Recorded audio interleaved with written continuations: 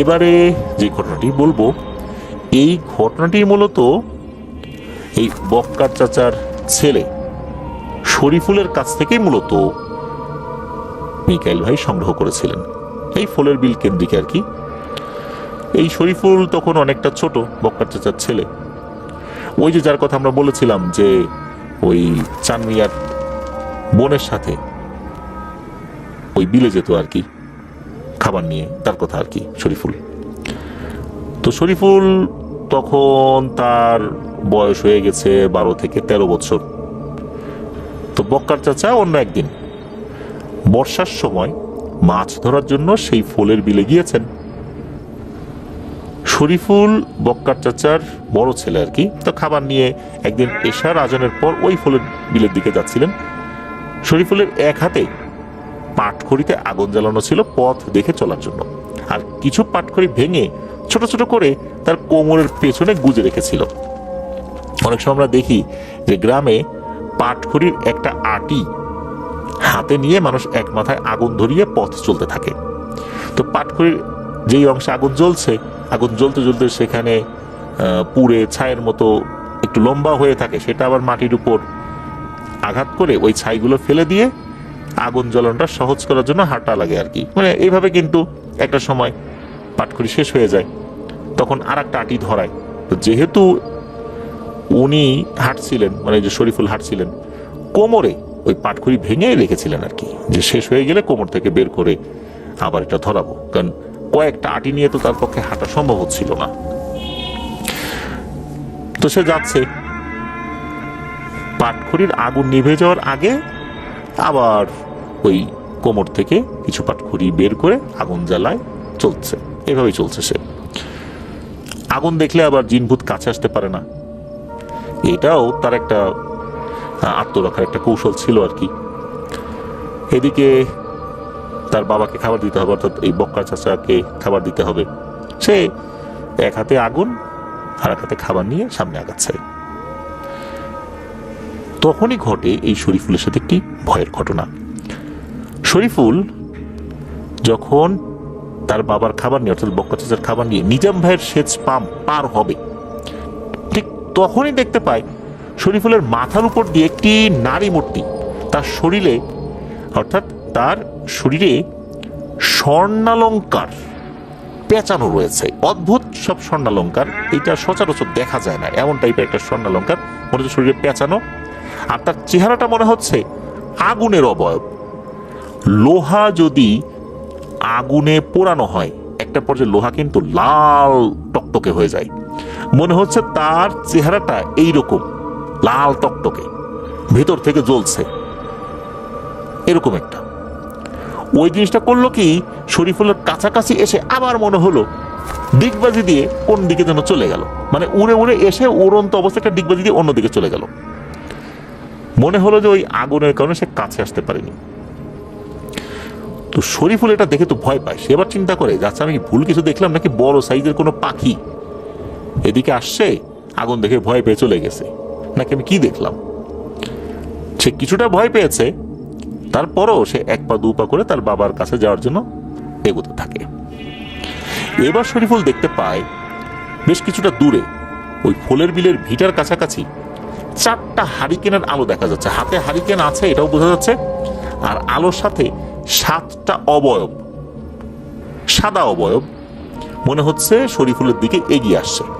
তো এটা দেখে শরীফুল মনে মনে খুশি হয় যে যাক, 4 জন ব্যক্তি পাওয়া গেল, এদের কাছে এই গল্পটা বলবো যে এরকম একটা বড় পাখি না কি অবয়ব দেখছি।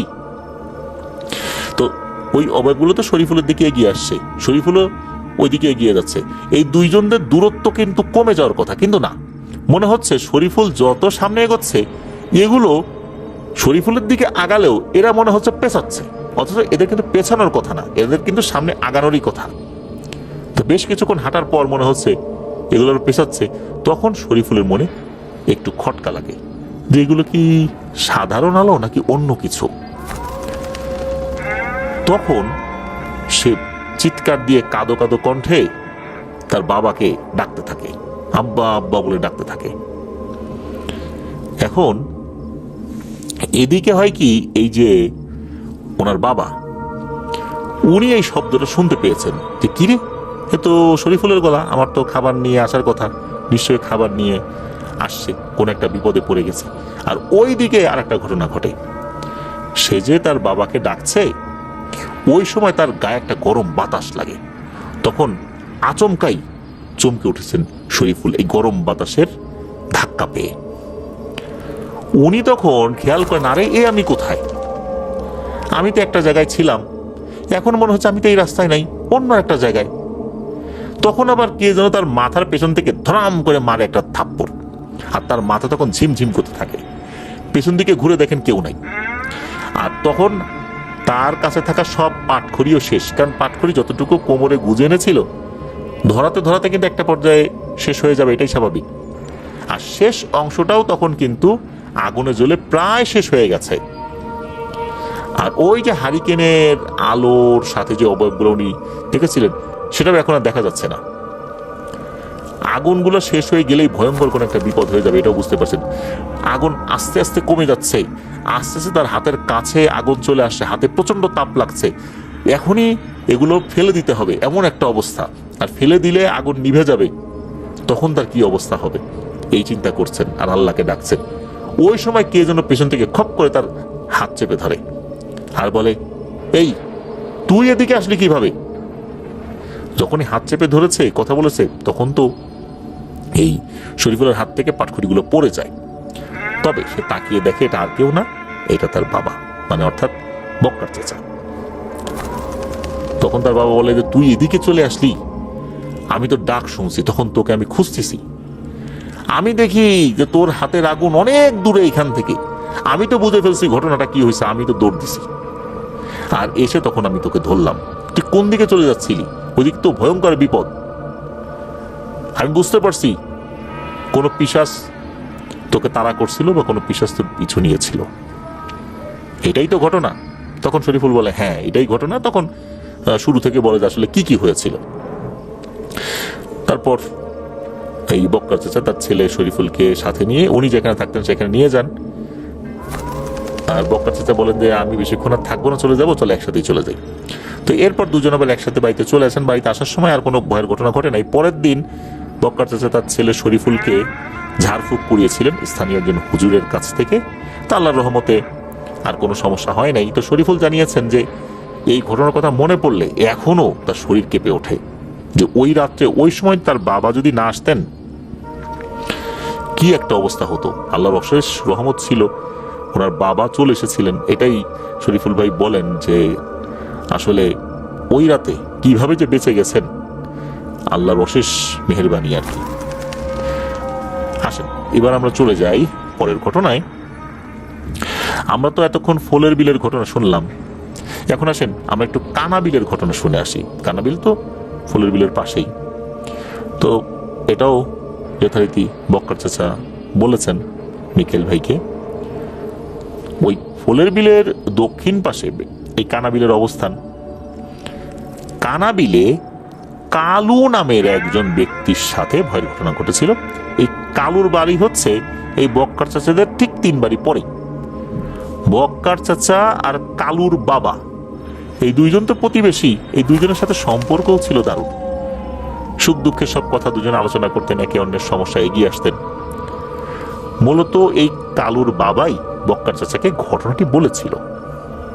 কালুর বাবাও কিন্তু একজন কৃষক, চাষবাস করতেন। এই কালু মানে এই কালু যে ছেলেটা, এ ছিল খুবই বেপরোয়া একরোখা জিদি প্রকৃতির একটা ছেলে, আবার বেশ মাথা মোটাও ছিল, মানে বুদ্ধি শুদ্ধি ছিল কম। কালু লেখাপড়া বাদ দিয়ে সারাদিন টো করে ঘুরে বেড়াতো, আর খাবারের সময় হলেই বাড়িতে চলে আসতো। বাড়িতে এসে খাওয়া দাওয়া করে আবার বেরিয়ে যেত। সারাদিন ঘুরে বেড়ানো, খেলাধুলা করা, তাস খেলা, এগুলোই ছিল তার কাজ। তার বাবা তো ছেলের এহেন কর্মকাণ্ডে মারাত্মক ক্ষুব্ধ ছিল যে আমি খেটে মরি সারাদিন, আর এরকম একটা ধামড়া ছেলে কোনো কাজ করে না, গায়ে হাওয়া লাগিয়ে ঘুরে বেড়ায়, এটা কি ঠিক? অনেকবার বকাঝকা করেও ছেলের কাজে কর্মে কোনো পরিবর্তন আনতে পারে নাই। সারাদিন তাস খেলতো, ঘুরে বেড়াতো, গভীর রাত্রে বাড়িতে আসতো। খাওয়া দাওয়া তার ঠিক মতো চাই, খাওয়া যদি এলোমেলো হতো তাহলে কিন্তু কালু আবার চেতে যেত, রেগে যেত খুব, কেন তার জন্য খাবার নাই। একদিন বিকেলবেলা কালুর বাবা মাঠের কাজ শেষ করে বাড়িতে এসে কালুর কথা জিজ্ঞেস করছে তার মায়ের কাছে। আর বলছেন উনি যে কানাবিলে আমাদের জমি যে খেরের নাড়া রয়েছে, অর্থাৎ খড়ের নাড়া, ওনারা খ্যার বলে লোকাল ল্যাঙ্গুয়েজ আর কি। তো যখন খড়গুলো কাটা হয় তখন বেশ এলোমেলো থাকে, এগুলো আবার একটু শুকাতে হয়, একটু ছড়িয়ে দিতে হয়। আর সব খড় কিন্তু নিয়ে আসা যায় না, এর ভিতর থাকে এমন কিছু উচ্ছিষ্ট যেগুলো কিন্তু গরু খেতে পারে না। তো এগুলো বাছতে হয়, বাছার পর গরুর খাবারের উপযোগী খড়গুলো আবার আটি বেঁধে নিয়ে আসতে হয়। তো কালুর বাবা কিন্তু কালুকে সকালেই বলেছিল যে কালু যেন এই খড়ের নাড়াগুলো বাছাই করে সেগুলো নিয়ে আসে। সেগুলোকে আনা হয়েছে কিনা এইটা কালুর বাবা কালুর মাকে জিজ্ঞেস যখন করে, তখন কালুর মা বলে ও তো দুপুরবেলা খাওয়া দাওয়া করে বের হয়েছে, আর আসবে তো রাতে, এটা এইভাবেই আসে, সেটা তো তুমি জানো। তখন কালুর বাবা খুব রেগে যান যে আমি এত কষ্ট করি আর সে এরকম একটা রুটিন বানায় ফেলছে, 3 বেলা খাবার খাবে, গায়ে হাওয়া লাগিয়ে ঘুরে বেড়াবে আর তাস খেলবে, সে আবার রাত্রে আসবে, কি জমিদার। উনি রাগ করে তখন উনি ওনার স্ত্রীকে বলেন, মানে তুই তুকারি করে তখন বলছেন যে এত রাগ করেছেন যে আজকে রাত্রে কালু যখন খাবার খেতে আসবে তখন তুই ওকে ভাতের পরিবর্তে ভাতের থালায় ছাই দিবি, এটাই যদি ওর একটু বুদ্ধি শুদ্ধি হয়, এতে যদি ওর একটু হুঁশ ফেরে। তখন কালুর মা আবার বলছে যে আরে কি বলো তুমি, ছাই দেয়া যায় নাকি। এই কথা শোনার পর আবার কালুর বাবা আরো রেগে গিয়েছেন, ছাই দিবি না মানে, অবশ্যই তুই ছাই দিবি, কথা দে ছাই দিবি। একটা পর্যায়ে কালুর মা বলে আচ্ছা ঠিক আছে দেবো, যাও। এরপর উনি অন্য একটা কাজে বাড়ির থেকে বেরিয়ে গেছেন, তার অন্য একটা কাজ ছিল, ফিরতে রাত হবে এটা উনি বললেন। এদিকে ওই দিন কালু রাত আনুমানিক 9টার দিকে বাড়িতে ফিরেছে। তো গ্রামে যেখানে ইলেকট্রিসিটি নাই, আর এখন থেকে আরো বেশ কিছু বছর আগের ঘটনা, কিছু বছর বলতে এখন থেকে প্রায় 25 বছর আগের ঘটনা, তখন তো সন্ধ্যার পর পরে মানুষ ঘুমিয়ে পড়ে। এদিকে কালুর বাবা রাত করে ফিরবেন আগে থেকে বলে গিয়েছিলেন, উনি বেশ দূরে একটা কাজে গিয়েছিলেন, এই জন্যই মূলত উনি কালুকে ওই দায়িত্বটা দিয়ে গিয়েছিলেন, যেহেতু উনি ওই দিন রাতের বেলা দেরিতে ফিরবেন। কালু রাত আনুমানিক 9টা, 9:30 বা 10টার দিকে আসছে আর কি। আসার পর ওই যে তার খাবার চাই, এদিকে স্বামীকে কথা দিয়েছেন যে ছাই দেবেন, এখন ছেলেকে তো না খাইয়েও রাখতে পারেন না, এদিকে স্বামীর কাছে ওয়াদা করেছেন, এখন কি করা যায়। উনি কি করেছেন, একটা বড় সাইজের কয়লা পানি দিয়ে ধুয়েছেন, ধোয়ার পর ভাত দিয়েছেন, ভাতের এক পাশে কয়লা রেখে দিয়েছেন। রেখে দেওয়ার পর যখন ওই খাবারটা কালুর সামনে পরিবেশন করেছেন, কালু যখন ভাতের প্লেটে ভাত তরকারির পাশে এরকম একটা বড় সাইজের কয়লা দেখেছে, তখন কালু বলছে যে কি ব্যাপার মা, প্লেটের পাশে কয়লা রাখা কেন। তখন কালুর মা বলে যে তোর এহেন কর্মকাণ্ডে তোর বাবা ক্ষিপ্ত হয়ে আমাকে বলছিল ভাতের পরিবর্তে ছাই দিতে, আমি কথা দিছি এরকম কিছুই দেব, স্বামীর হুকুম তো আর অমান্য করতে পারি না, আর তোকেও না খাইয়ে রাখতে পারি না, মা হিসাবে আমারও তো কিছু দায়িত্ব আছে, তাই তোকে খাবারও দিলাম আর ভাতের পাশে কয়লাও দিলাম। যখন এই জিনিসটা কালু দেখলো, এই প্রথমবার কালুর মাথায় কিছুটা বুদ্ধি চলে আসলো আল্লাহর রহমতে। কালু বলল আব্বা আমারে ছাই দিতে বলছে, এরকম অপমান না, কাজটা আমি করে তারপরে ভাত খাবো। এই বলে ভাতের প্লেট ওখানে রেখে হাতে একটা কাঁচি নিয়ে সে রওনা দিয়েছে। তো কালুর মা বলছেন যে খেয়ে যা, তখন কালু বলছেন না, আমি কাজটা করে এসে তারপর খাবো, তার আগে খাবো না, আমি চললাম যেখানে আমাদের খড় আছে ওই কানাবিলের দিকে। এই কথা বলে সে হনহন করে কানাবিলের দিকে হাঁটা ধরেছে আর বলতেছে যে ভাতের পরিবর্তে ছাই, এত বড় অপমান, এই অপমান তো আমি সহ্য করব না, কাজ করেই তারপর খাবো, এখন থেকে কাজ করবো, যাও, এরকম বলতেছে আর সে হাঁটছে। কালুর মা উনি দেখলেন যে ছেলে তো কাজ করতে চলে গেল এত রাতের বেলা, যাক যেহেতু কাজের প্রতি তার একটা আগ্রহ জন্মেছে, কাজ তো সে কিছুই করে না। কালু সে কিন্তু ঠিক মতোই কানাবিলে চলে গেছেন। কানাবিলে যাওয়ার পর দেখে যে ঠিক যেখানে তাদের ওই খড়ের নাড়াগুলো রাখা ছিল সেগুলো সেখানে আছে। সে হাত দিয়ে বাছা শুরু করেছে। কিছুক্ষণ বাছাবাছি করার পর কালু একটা জিনিস দেখতে পায়। সে দেখতে পায় কালু যেই পাশে ওই নাড়াগুলো বাছাবাছি করছে তার থেকে কিছুটা দূরে একটা কালো কুচকুচে লম্বা অবয়ব, কোনো লম্বা জিনিস যদি মাটিতে বসে তাহলেও কিন্তু বোঝা যায় যে সে দাঁড়ালে কতটুকু উচ্চতা হবে। এটা বেশ লম্বা, এতটুকু কালো বুঝতে পারে। লম্বা কালো কুচকুচে একটা অবয়ব বসে কালোর মধ্যে একই রকম ভাবে ওই নাড়াগুলো বাঁধছে। কালু ওই দিকটাতে যাওয়ার চেষ্টা করলেও মনে হচ্ছে এই দুইজনের মধ্যে কোনো একটা অদৃশ্য দেয়াল রয়েছে, কোনো একটা বিকর্ষণ শক্তি কাজ করছে। ওইদিকে যেতে গেলে মনে হচ্ছে কোনো কিছু একটা তাকে বাতাসের মতো ধাক্কা দিয়ে এদিকে সরিয়ে দেয়, মানে সে কাছাকাছি যেতে পারছে না। তাদের দুজনের মধ্যে দূরত্ব সমান থাকে। কালু তখন দূর থেকে বলে ওঠে, এই কিডা রে তুই, তুই নাড়া বাঁচতেছিস কেন? এগুলো তো আমাদের নাড়া, তা আমাদের নাড়া তুই বাঁচিস কেন? ফাজলামি করতেছিস আমার সাথে, তা দূর হয় এখান থেকে। আসলে কালু প্রথমে কি মনে করেছে যে হয়তোবা কালুর কোনো বন্ধু কালুর সাথে ফাজলামি করতেছে, কারণ কালু তো কাজ কাম করে না। নিশ্চয়ই সে ওই বাড়ি থেকে বের হওয়ার সময় তার কোনো বন্ধু দেখছে, এই জন্য কালুর সাথে ফাজলামি করার জন্য এখানে আসছে। একে তো ভাতের পরিবর্তে কয়লা দিয়েছে, ভাতের পাশে ভাত দিছে তো, কিন্তু কয়লা তো পাশে দিচ্ছে। এই কারণে কালুর তো মন মেজাজ খুব খারাপ, সে খুবই অপমানিত হয়েছে। তার উপর আবার কালুকে কপি করে। কালু যদি ডান পাশে ঘোরে ওই জিনিসও ডান পাশে ঘোরে, কালু যদি বাম পাশে ঘোরে ওই জিনিসটাও বাম পাশে ঘোরে। মনে হচ্ছে ওই পাশে একটা আয়না রাখা, কালু যা করে ওটাও তাই করে। তখন কালুর তো হয়ে যায় মেজাজ গরম। কালু বলে যে দাঁড়া রে, আমি এই কাঁচিটা নিয়ে তোকে আমি সাইজ করতেছি। এইবার সে কাঁচি খুঁজতে থাকে, তখন পাশে তাকিয়ে দেখে ওই জিনিসটা তাকে আর কপি করছে না, ওই জিনিসটা কালুর থেকে কিছুটা দূরে একটা আইলের উপর দাঁড়িয়ে আছে, এবং আইলের উপর দাঁড়িয়ে হাত পা নাড়িয়ে মনে হচ্ছে তাকে ভেঙচি কাটছে, তাকে উত্তেজিত করতেছে, আর এক ধরনের গড় গড় গড় গড় শব্দ করছে। কালু তখন বলে, দাঁড়া, আজকে তোকে এমন মাইকটা দিব না, তোকে এই বিলের মাটির মধ্যে গেড়ে রাখবো। এই বলে কালু গালিগালাজ করতে করতে ওই জিনিসটার কাছে চলে গেছে, গিয়ে ওই জিনিসটার উপর আক্রমণ করেছে কালু। এই শুরু হয়ে গেল দুইজনের মধ্যে ধস্তাধস্তি। আর এদিকে হয়েছে কি, কালু যখন রাগ করে বাড়ির থেকে বের হয়েছে কাঁচি হাতে নিয়ে, এর অল্প সময় পরেই কালুর বাবা বাড়িতে ফেরত আসছে। বাড়িতে ফেরত এসে বলে, এই তোমার ছেলে কই? তখন কালুর মা বলে যে তোমার কথা মতো তো ওকে দিছিলাম কয়লা, ভাতও দিছি কয়লাও দিছি, কিন্তু কয়লা দেখার পর মনে হলো যে সে খুব অপমানিত হয়েছে।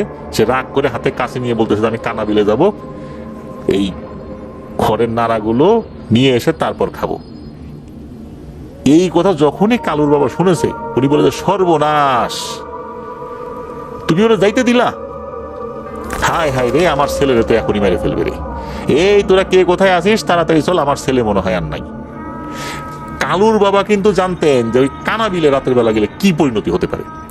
উনি তো চিৎকার চেঁচামেচি শুরু করেছে। আশেপাশের বাড়ি থেকে 3-4 জন লোক চলে আসছে।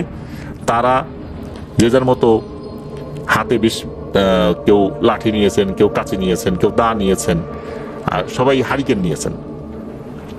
নিয়ে সবাই দৌড়ানো শুরু করেছেন ওই কানাবিলের দিকে। আর কালুর বাবা উনি বলতেছেন, আরে আমার ছেলেটারে মনে আর বাঁচাতে পারলাম না রে, ছেলেটারে আমি আর দেখতে পারলাম না। ছেলে যতই অপরাধ করে আসলে ছেলের প্রতি তার দরদ অনেক ছিল, এটাই বোঝা যাচ্ছে। তো উনি তো কান্নাকাটি করছেন, সাথে লোকজন বলছে, আরে তুমি আল্লাহকে ডাকো এবং দ্রুত আমরা যাই, আল্লাহর ইচ্ছায় কিছু হবে না। উনি দূর থেকে আবার চিৎকার করে বলছে, এ বাবা কালু, ভয় পাস না, আমরা চলে আসছি রে, ভয় পাস না। এদিকে কালুর সাথে কিন্তু ধস্তাধস্তি তখন কিছুটা সময় হয়েছে আর কি। ওইদিকে হয় কি, ওনারা যখন কাছাকাছি আসেন, ওনারা কিন্তু ওই সময় যতটুকু চাঁদের আলো ছিল, ওনারা দেখতে পাচ্ছিলেন যে কালু আছে, কালুর মনে হচ্ছে যে কেউ একজন আছে ওইখানে, আর ওইটার সাথে আর একটা লম্বা কিছু আছে। মনে হচ্ছে দুইটা ধস্তাধস্তি করতেছে, একবার একটা এর শরীর উপর উঠে বসে, একটা ওর শরীর উপর উঠে বসে, এরকম ধস্তাধস্তি করতেছে। এদিকে ওনারা চিৎকার চেঁচামেচি করতে করতে আগাচ্ছেন যে কালু কালু, আমরা চলে আসছি, ভয় নাই রে তোর।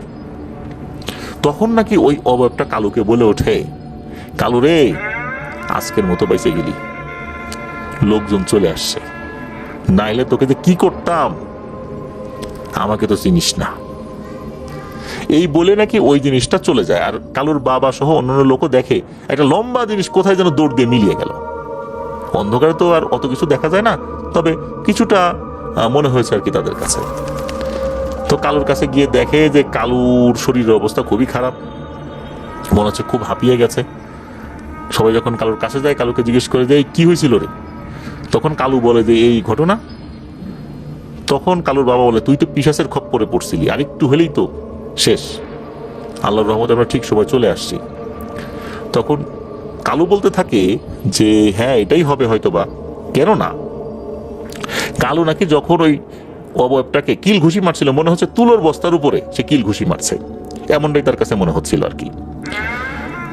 তো এরপরে আল্লাহর রহমতে তেমন কোনো সমস্যা হয় নাই। সকালবেলা কালুকে ঝাড়ফুঁক করানো হয়েছিল, ওরকম জ্বর টরও কিছু আসে নাই, ঠিক হয়ে গেছিল, আর কোনো সমস্যা হয় নাই আর কি।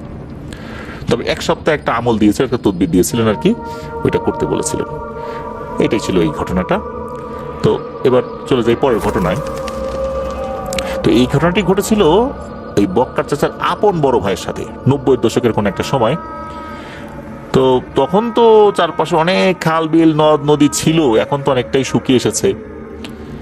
গ্রাম এলাকায় তখন আমরা অনেক ধরনের নালা দেখতে পেতাম আর কি। আর ওই সময়ে কানাবিল পার হয়ে এই বক্কার চাচাদেরকে বাজারে যেতে হতো। বাজার থেকে বক্কার চাচাদের বাড়ির দূরত্ব প্রায় 1 থেকে 1.5 কিলোমিটার মতো ছিল।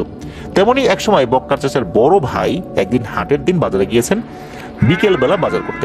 কানাবিল পার হয়ে চলে গিয়েছেন। সেদিন বাজার করতে করতে বেশ দেরি হয়ে যায়, অর্থাৎ সন্ধ্যা পার হয়ে গেছে। গ্রামের সন্ধ্যা মানে কিন্তু অনেক রাত, সন্ধ্যার পর প্রতি লোকজন খেয়ে দিয়ে শুয়ে পড়ে, বিশেষ করে এই ধরনের একদম নির্জন গ্রামগুলোতে যেখানে ইলেকট্রিসিটিও নাই। অন্যান্য দিন বাজার থেকে ফেরার সময় বক্কার চাচারা এলাকার কারো না কাউকে তো আসলে পেয়ে যাবেন, এটাই স্বাভাবিক, পেতেনও। তবে ওই দিন আর উনি পান নাই। কানাবিল পার হওয়ার সময় অবশ্যই সবাই একত্রে পার হতেন, কয়েকজন লোক মিলে, কারণ কানাবিলে যেহেতু প্যারানরমাল সমস্যা আছে এটা সবাই করলে জানতেন, এই জন্য সবাই একসাথে আসার চেষ্টা করতেন।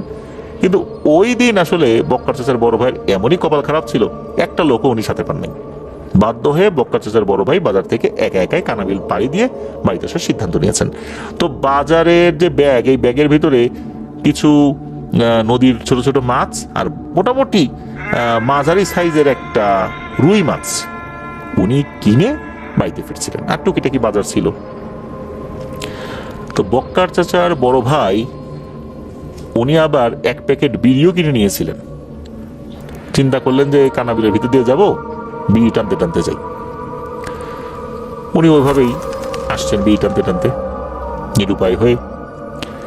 কানাবিলের কাছে এসে এই বক্কার চাচার বড় ভাই শরীরটা কেমন যেন মনে হচ্ছে ভারী হচ্ছে, আস্তে আস্তে মনে হচ্ছে কোন একটা অজানা ভয় তাকে গ্রাস করার চেষ্টা করছে।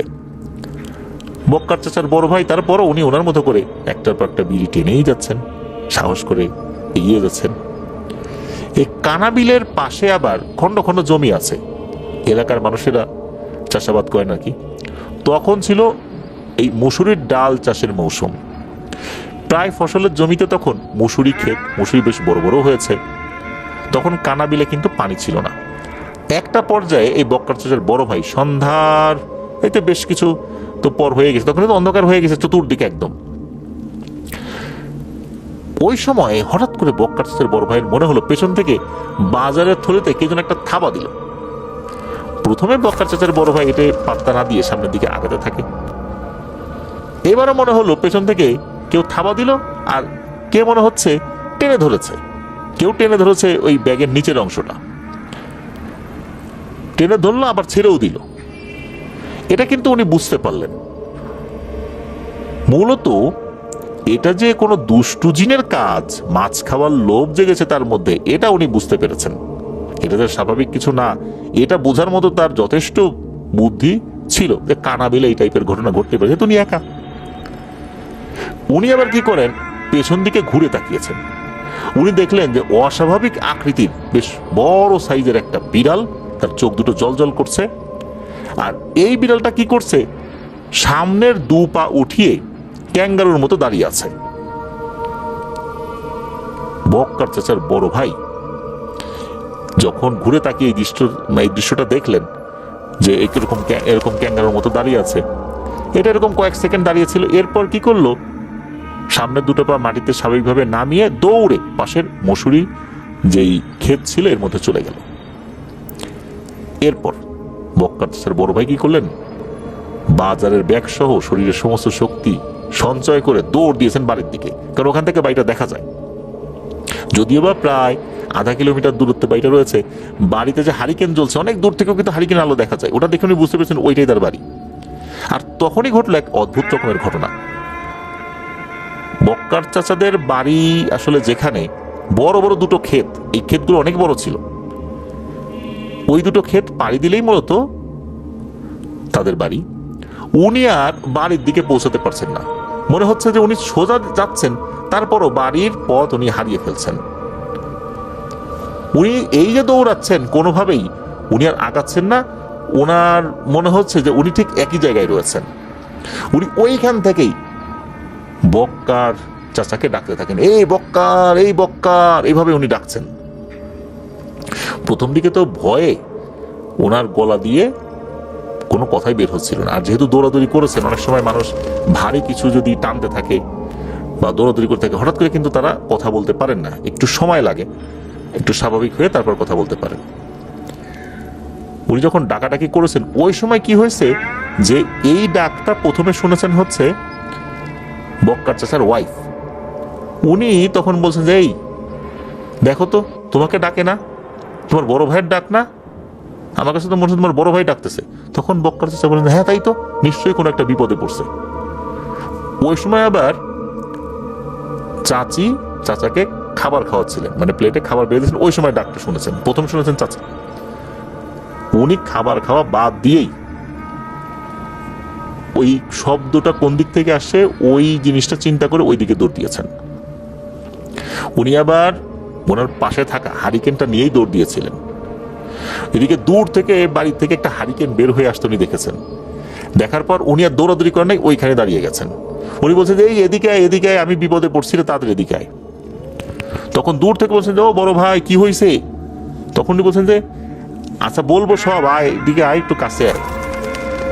তখন অল্প সময়ের মধ্যেই বক্কার চাচা তার বড় ভাইয়ের কাছে চলে আসেন, বলেন কি হয়েছে? তখন বক্কার চাচা উনি শুনতে পান যে ঘটনাটা আসলে কি, আর এটাও বুঝতে পারেন এটা কানা ভুলতে ধরেছিল তাকে। এরপর 2 ভাই মিলে বাড়িতে চলে আসেন। যখন বাড়িতে আসেন তখন দেখতে পেলেন এই বাজারের ব্যাগে যে মাছ ছিল, রুই মাছটার মাথা রয়েছে আর শরীরের কিছুই নেই। অন্যান্য মাছ যেগুলো ছিল সেগুলোর শুধু মাথা পড়ে রয়েছে ব্যাগের মধ্যে, বাকি অংশ নাই। আর টুকিটাকি যে বাজারগুলো ছিল সেগুলো ঠিকঠাক আছে। ওই বাজারের একটা কিছু ওনারা ধরেন নাই, ওই ব্যাগ সমেত ওনারা বাড়ির বাইরে ফেলে দিয়েছিলেন। আর ওই রাত্রেই বক্কার চাচার বড় ভাইকে ওই যে গ্রামীণ যে চিকিৎসা যেগুলো ভয় পেলে দেওয়া হয়, গরম পানি করে তাতে লোহা ডুবিয়ে লবণ গুলিয়ে সেই পানি খাওয়ানো হয়েছিল এবং সেই পানিতে গোসল করানো হয়েছিল অন্য পানির সাথে, ওই পানিটা মিশিয়ে। আল্লাহর রহমতে ওনার সাথে আর কোনো ধরনের কোনো সমস্যা হয়নি। এবারে একদম শেষ ঘটনায় চলে আসি। এই ঘটনাটা মূলত বক্কার চাচার বাবা উনি বলেছিলেন বক্কার চাচাকে। এটা অনেক আগের ঘটনা, এটা মূলত একটা উপদেশ বাণী ছিল, একটা ছোট ঘটনার মাধ্যমে একটা মেসেজ দিতে চেয়েছিলেন বক্কার চাচার বাবা বক্কার চাচাকে। তো ওই সময় মানে অনেকদিন আগের কথা, তো ওই এলাকাতে নাকি একজন লোক ছিল, সে একটু পাগল পাগল টাইপের লোক ছিল আর কি, ফুল পাগল না, মানে আধা পাগল বা আধা পাগল থেকেও কিছুটা বেশি। মানুষের সাথে কথাবার্তা বলতে পারতো আর কি, কথাবার্তা এলোমেলো ছিল, কখনো কখনো বলতো মানুষের সাথে কথাবার্তা স্বাভাবিকভাবে বলতো, তবে সেই রকম কন্ডিশনটা তার ছিল কম, অধিকাংশ সময় একটু সে বেশি পাগলামি করতো। একদিন হয়েছে কি যে এই পাগলটা, তার নামটা জানা যায়নি, তো এই পাগলটা অনেক রাতের বেলা কোন একটা জঙ্গলের ভিতর দিয়ে আসছে। তো আসার সময় ওই জঙ্গলের কোন একটা গাছে একটা পিশাচ বসেছিল। ওই পিশাচটা চিন্তা করেছে, পাইছি রে একটা লোক, এর এখন ভয় দেখাই। প্রথমে পিশাচটা কি করেছে, গাছের উপর থেকে ছোট ছোট ঢিল ছুটছে। এদিকে এই যে লোকটা আসলে সে তো স্বাভাবিক মানুষ না, সে একটু পাগল। কে ঢিল ছুড়লো না কি ছুড়লো, অনেক সময় রাস্তা দিয়ে হেঁটে যাওয়ার সময় তো ওই বাচ্চা কাচ্চারা তাকে ঢিল ছুটতো, কে ঢিল ছুড়লো না পানি ছুড়লো এটা নিয়ে আসলে তার কোনো ভ্রুক্ষেপ ছিল না, সে তার মতো করে হেঁটে যাচ্ছে। এদিকে ওই পিশাচটা চিন্তা করছে, আরে এতক্ষণ ঢিল ছুড়লাম, এই লোকটা আমার দিকে একবার তাকালোও না, এ কেমন লোক। সে আবারও বড় বড় ঢিল ছুটছে তার দিকে, না এবারও কোনো কাজ হলো না, গায়ে ঢিল লাগছে কিন্তু সে পেছন দিকে তাকাচ্ছে না। তখন নাকি ওই পিশাচটার বেশ রাগ হয়, যেটা কোন জাতের লোক, এত বড় বড় ঢিল ছুড়লাম, একটা বারের জন্য একটু থামলোও না, পেছন দিকে তাকালোও না, তাহলে এই যে ভয় দেখানোর চেষ্টা করলাম তা কি লাভ হইল, আমার তো আর মান সম্মান থাকলো না, যাই এবার আমার রূপ ধরে তার সামনে যাই। ওই পিশাচটা তখন নাকি হঠাৎ করে তার সামনে তার বিকট রূপে আবির্ভূত হয়। তখন নাকি ওই পাগলটা ওই পিশাচটার দিকে তাকায়, তাকিয়ে বলে যে কিরি কি করিস, কেমন আছিস, তো আমার সামনে দাঁড়াইছিস কেন, যা সর সামনে থেকে সর, কিছু বলবি। ওই পিশাচটা তখন এই পাগলের আচরণে খুবই অবাক হয়, মানে মনে হচ্ছে যে একদম স্বাভাবিক তার কোনো বন্ধুর সাথে সে কথা বলতেছে, সে যে এইরকম একটা বিকট ভয়ঙ্কর রূপে সামনে আসছে, এতে ওই পাগলের কোনো ভ্রুক্ষেপই নাই। তখন ওই পিশাচ জিনটা রেগে গিয়ে বলে, হ্যাঁ রে, তোর ভেতরে কি ভয় ডর বলে কিছু নাই, আমি যে এইরকম একটা বিকট জিনিস তোর সামনে দাঁড়ায় আছি, তোর কি একটু ভয় লাগলো না, এতবার ঢিল ছুড়লাম তুই তাকালি না, তোর ভিতরে কিচ্ছু নাই। তখন নাকি ওই পাগলটা উল্টো জবাব দেয়, না রে আমার ভিতরে কিছুই নাই, কিন্তু তোর ভিতরেও তো কিছু নাই দেখি, তোর ভিতরেও তো ভয় নাই, আমি যে তোকে ভয় পাচ্ছি না এইটা চিন্তা করে তো তোরও ভয় পাওয়া উচিত, তোরও দেখি ভয় নেই, যা ভাগ সামনের থেকে। এই কথা বলার পর নাকি ওই পাগলটা সে তার মতো করে হেঁটে ওই পিশাচকে পাশ কাটিয়ে সোজা হাঁটতে থাকে। ওই পিশাচটা রাগে গড় গড় করতে করতে থাকে, মানে মনে হলো যে পিশাচটা তার দিকে এগিয়ে আসে, এমনটাই মনে হয়েছিল পাগলের কাছে, পরে আর কোনো কিছু হয়নি। পরবর্তীতে ওই পিশাচে যখন অন্যদের মানে ওই পাগলটা যখন অন্য লোকদের সাথে কথা বলেছে চায়ের আড্ডায়, তখন ওই পাগলটা নিজেই বলেছে যে এরকম একটা ঘটনা ঘটছিল, এরকম একটা পিশাচের সামনে আসছিল আমারে ভয় দেখাইতে, আমি তোর ভয় টয় পাইনি। কার চেহারা বিকট কার চেহারা ভালো এটা নিয়ে আমার অত মাথা ব্যথা নাই, আমি ভয় পাই না, আমার ভিতর ভয় নেই। তো এই পাগল এই ঘটনা বলেছিল, আর এই ঘটনাটা এই বক্কার চাচার বাবা উনি ওই পাগলের মুখেই শুনেছিলেন। তো এই ঘটনা থেকে এতটুকুই মেসেজ দিতে চেষ্টা করেছিলেন বক্কার চাচার বাবা, সেটা হচ্ছে যে ভয় জিনিসটা খুবই মারাত্মক, এটা একবার পেয়ে বসলে জিনেরাও তাকে ক্ষতি করার জন্য আরো সুযোগ পেয়ে যায়। কেউ যদি ভয় একবার পেয়ে যায় তাহলে ভয় থেকে তার শরীরের ভিতরে থাকা বিভিন্ন শক্তিগুলো যেটা আল্লাহ আমাদেরকে দিয়েছেন সেগুলোর ভারসাম্য অনেকটা কমে যায়, আর তখনই এই দুষ্ট জিনগুলো মানুষকে আরো বেশি করে পেয়ে বসে। এই জন্য সাহস হারানো যাবে না, আল্লাহর উপর ভরসা রাখতে হবে। এমন মেসেজটাই বক্কার চাচার বাবা ওই পাগলের ঘটনা বলার মাধ্যম দিয়ে বক্কার চাচাকে দেওয়ার চেষ্টা করেছিলেন। ঘটনাটি যখন লিসেনার্স আমি নিজে পড়লাম, আমার কাছে খুবই, বিশেষ করে লাস্টের অংশটা দারুণ লেগেছিল। সুতরাং সবাই একটু নড়ে চড়ে বসুন, ঘটনাটি শুনলে আপনাদের কাছেও অন্য ধরনের এক অনুভূতি হবে। চলুন শুরু করি ঘটনা। তো ঘটনাটি এই যে কাশেম চাচা উনি কিন্তু ওনার নানার কাছ থেকে শুনেছিলেন, অনেক আগের একটি ঘটনা। তো ঘটনাটির সাল 1900 সাল এবং 1930 সাল, এই পুরো সময়টা জুড়ে হয়েছিল বলে ধারণা করা হয়। ঘটনাটি মেহেরপুর জেলার আনন্দবাস গ্রামে ঘটেছিল বলে জানা যায়, মোটামুটি যতটুকু তথ্য পাওয়া যায় আর কি। তো ঘটনাটি কাশেম চাচার মতো করে আমরা বলার চেষ্টা করছি, উনি যেভাবে বলেছেন। সময়টা তো বললাম আমরা। তো কাউসার নামে একজন কৃষক ছিলেন, তার সেই সময়ে বয়স ছিল 35 কি 36 আনুমানিক। তার 6টি গরু ছিল। পাশাপাশি উনি পিপল নামে এক ধরনের সবজি চাষ করতেন। পিপল বলতে আমরা যে এরকম এই যে এখন কাঁচা ঝাল ব্যবহার করি, আগে ঝালের বদলে আর একটা জিনিস নাকি ওই এলাকায় ব্যবহৃত হতো, এটাকে পিপল বলতো। এটা দেখতে ঝালের মতো ছিল, তবে একটু পার্থক্য ছিল, এর গায়ে কাটা হতো, আর এটা লম্বা না হয়ে বড়শির মতো নাকি বাঁকা হতো। তো এটা একটা বিশেষ ধরনের একটা ফসল ছিল ওই সময়ের, এখন আছে কিনা আমি জানি না, তো বা এটার অন্য কোনো নাম আছে কিনা আমি বলতে পারবো না, আপনারা হয়তো বলতে পারবেন। তো এই যে এই কাজের পাশাপাশি এই কাউসার মিয়া রাজমিস্ত্রিরও কাজ করতেন।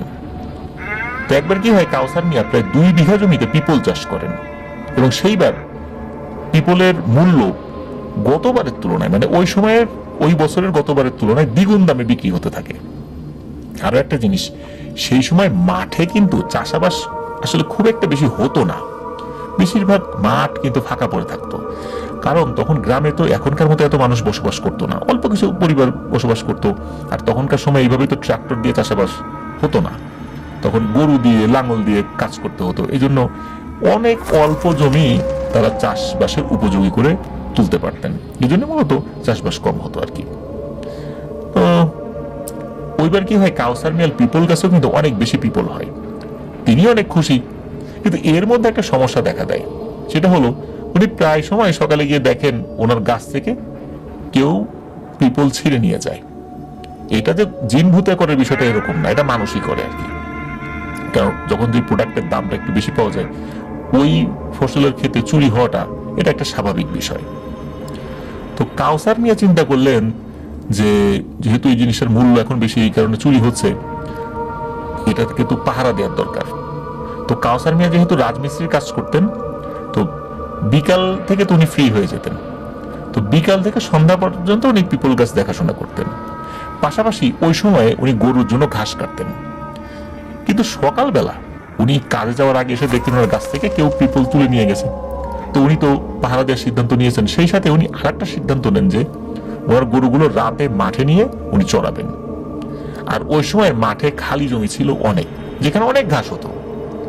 তো যেই চিন্তা সেই মোতাবেক উনি কাজ করতেন। এইভাবে উনি বেশ কিছুদিন কাজ করেন, মাঝে মাঝে রাতের বেলা গরু নিয়ে আসতেন, আর শেষ রাতের দিকে গরুগুলো নিয়ে বাসায় চলে আসতেন। তো আবার ঘুমাতেন উনি, সকালবেলা আবার রাজমিস্ত্রির কাজে চলে যেতেন।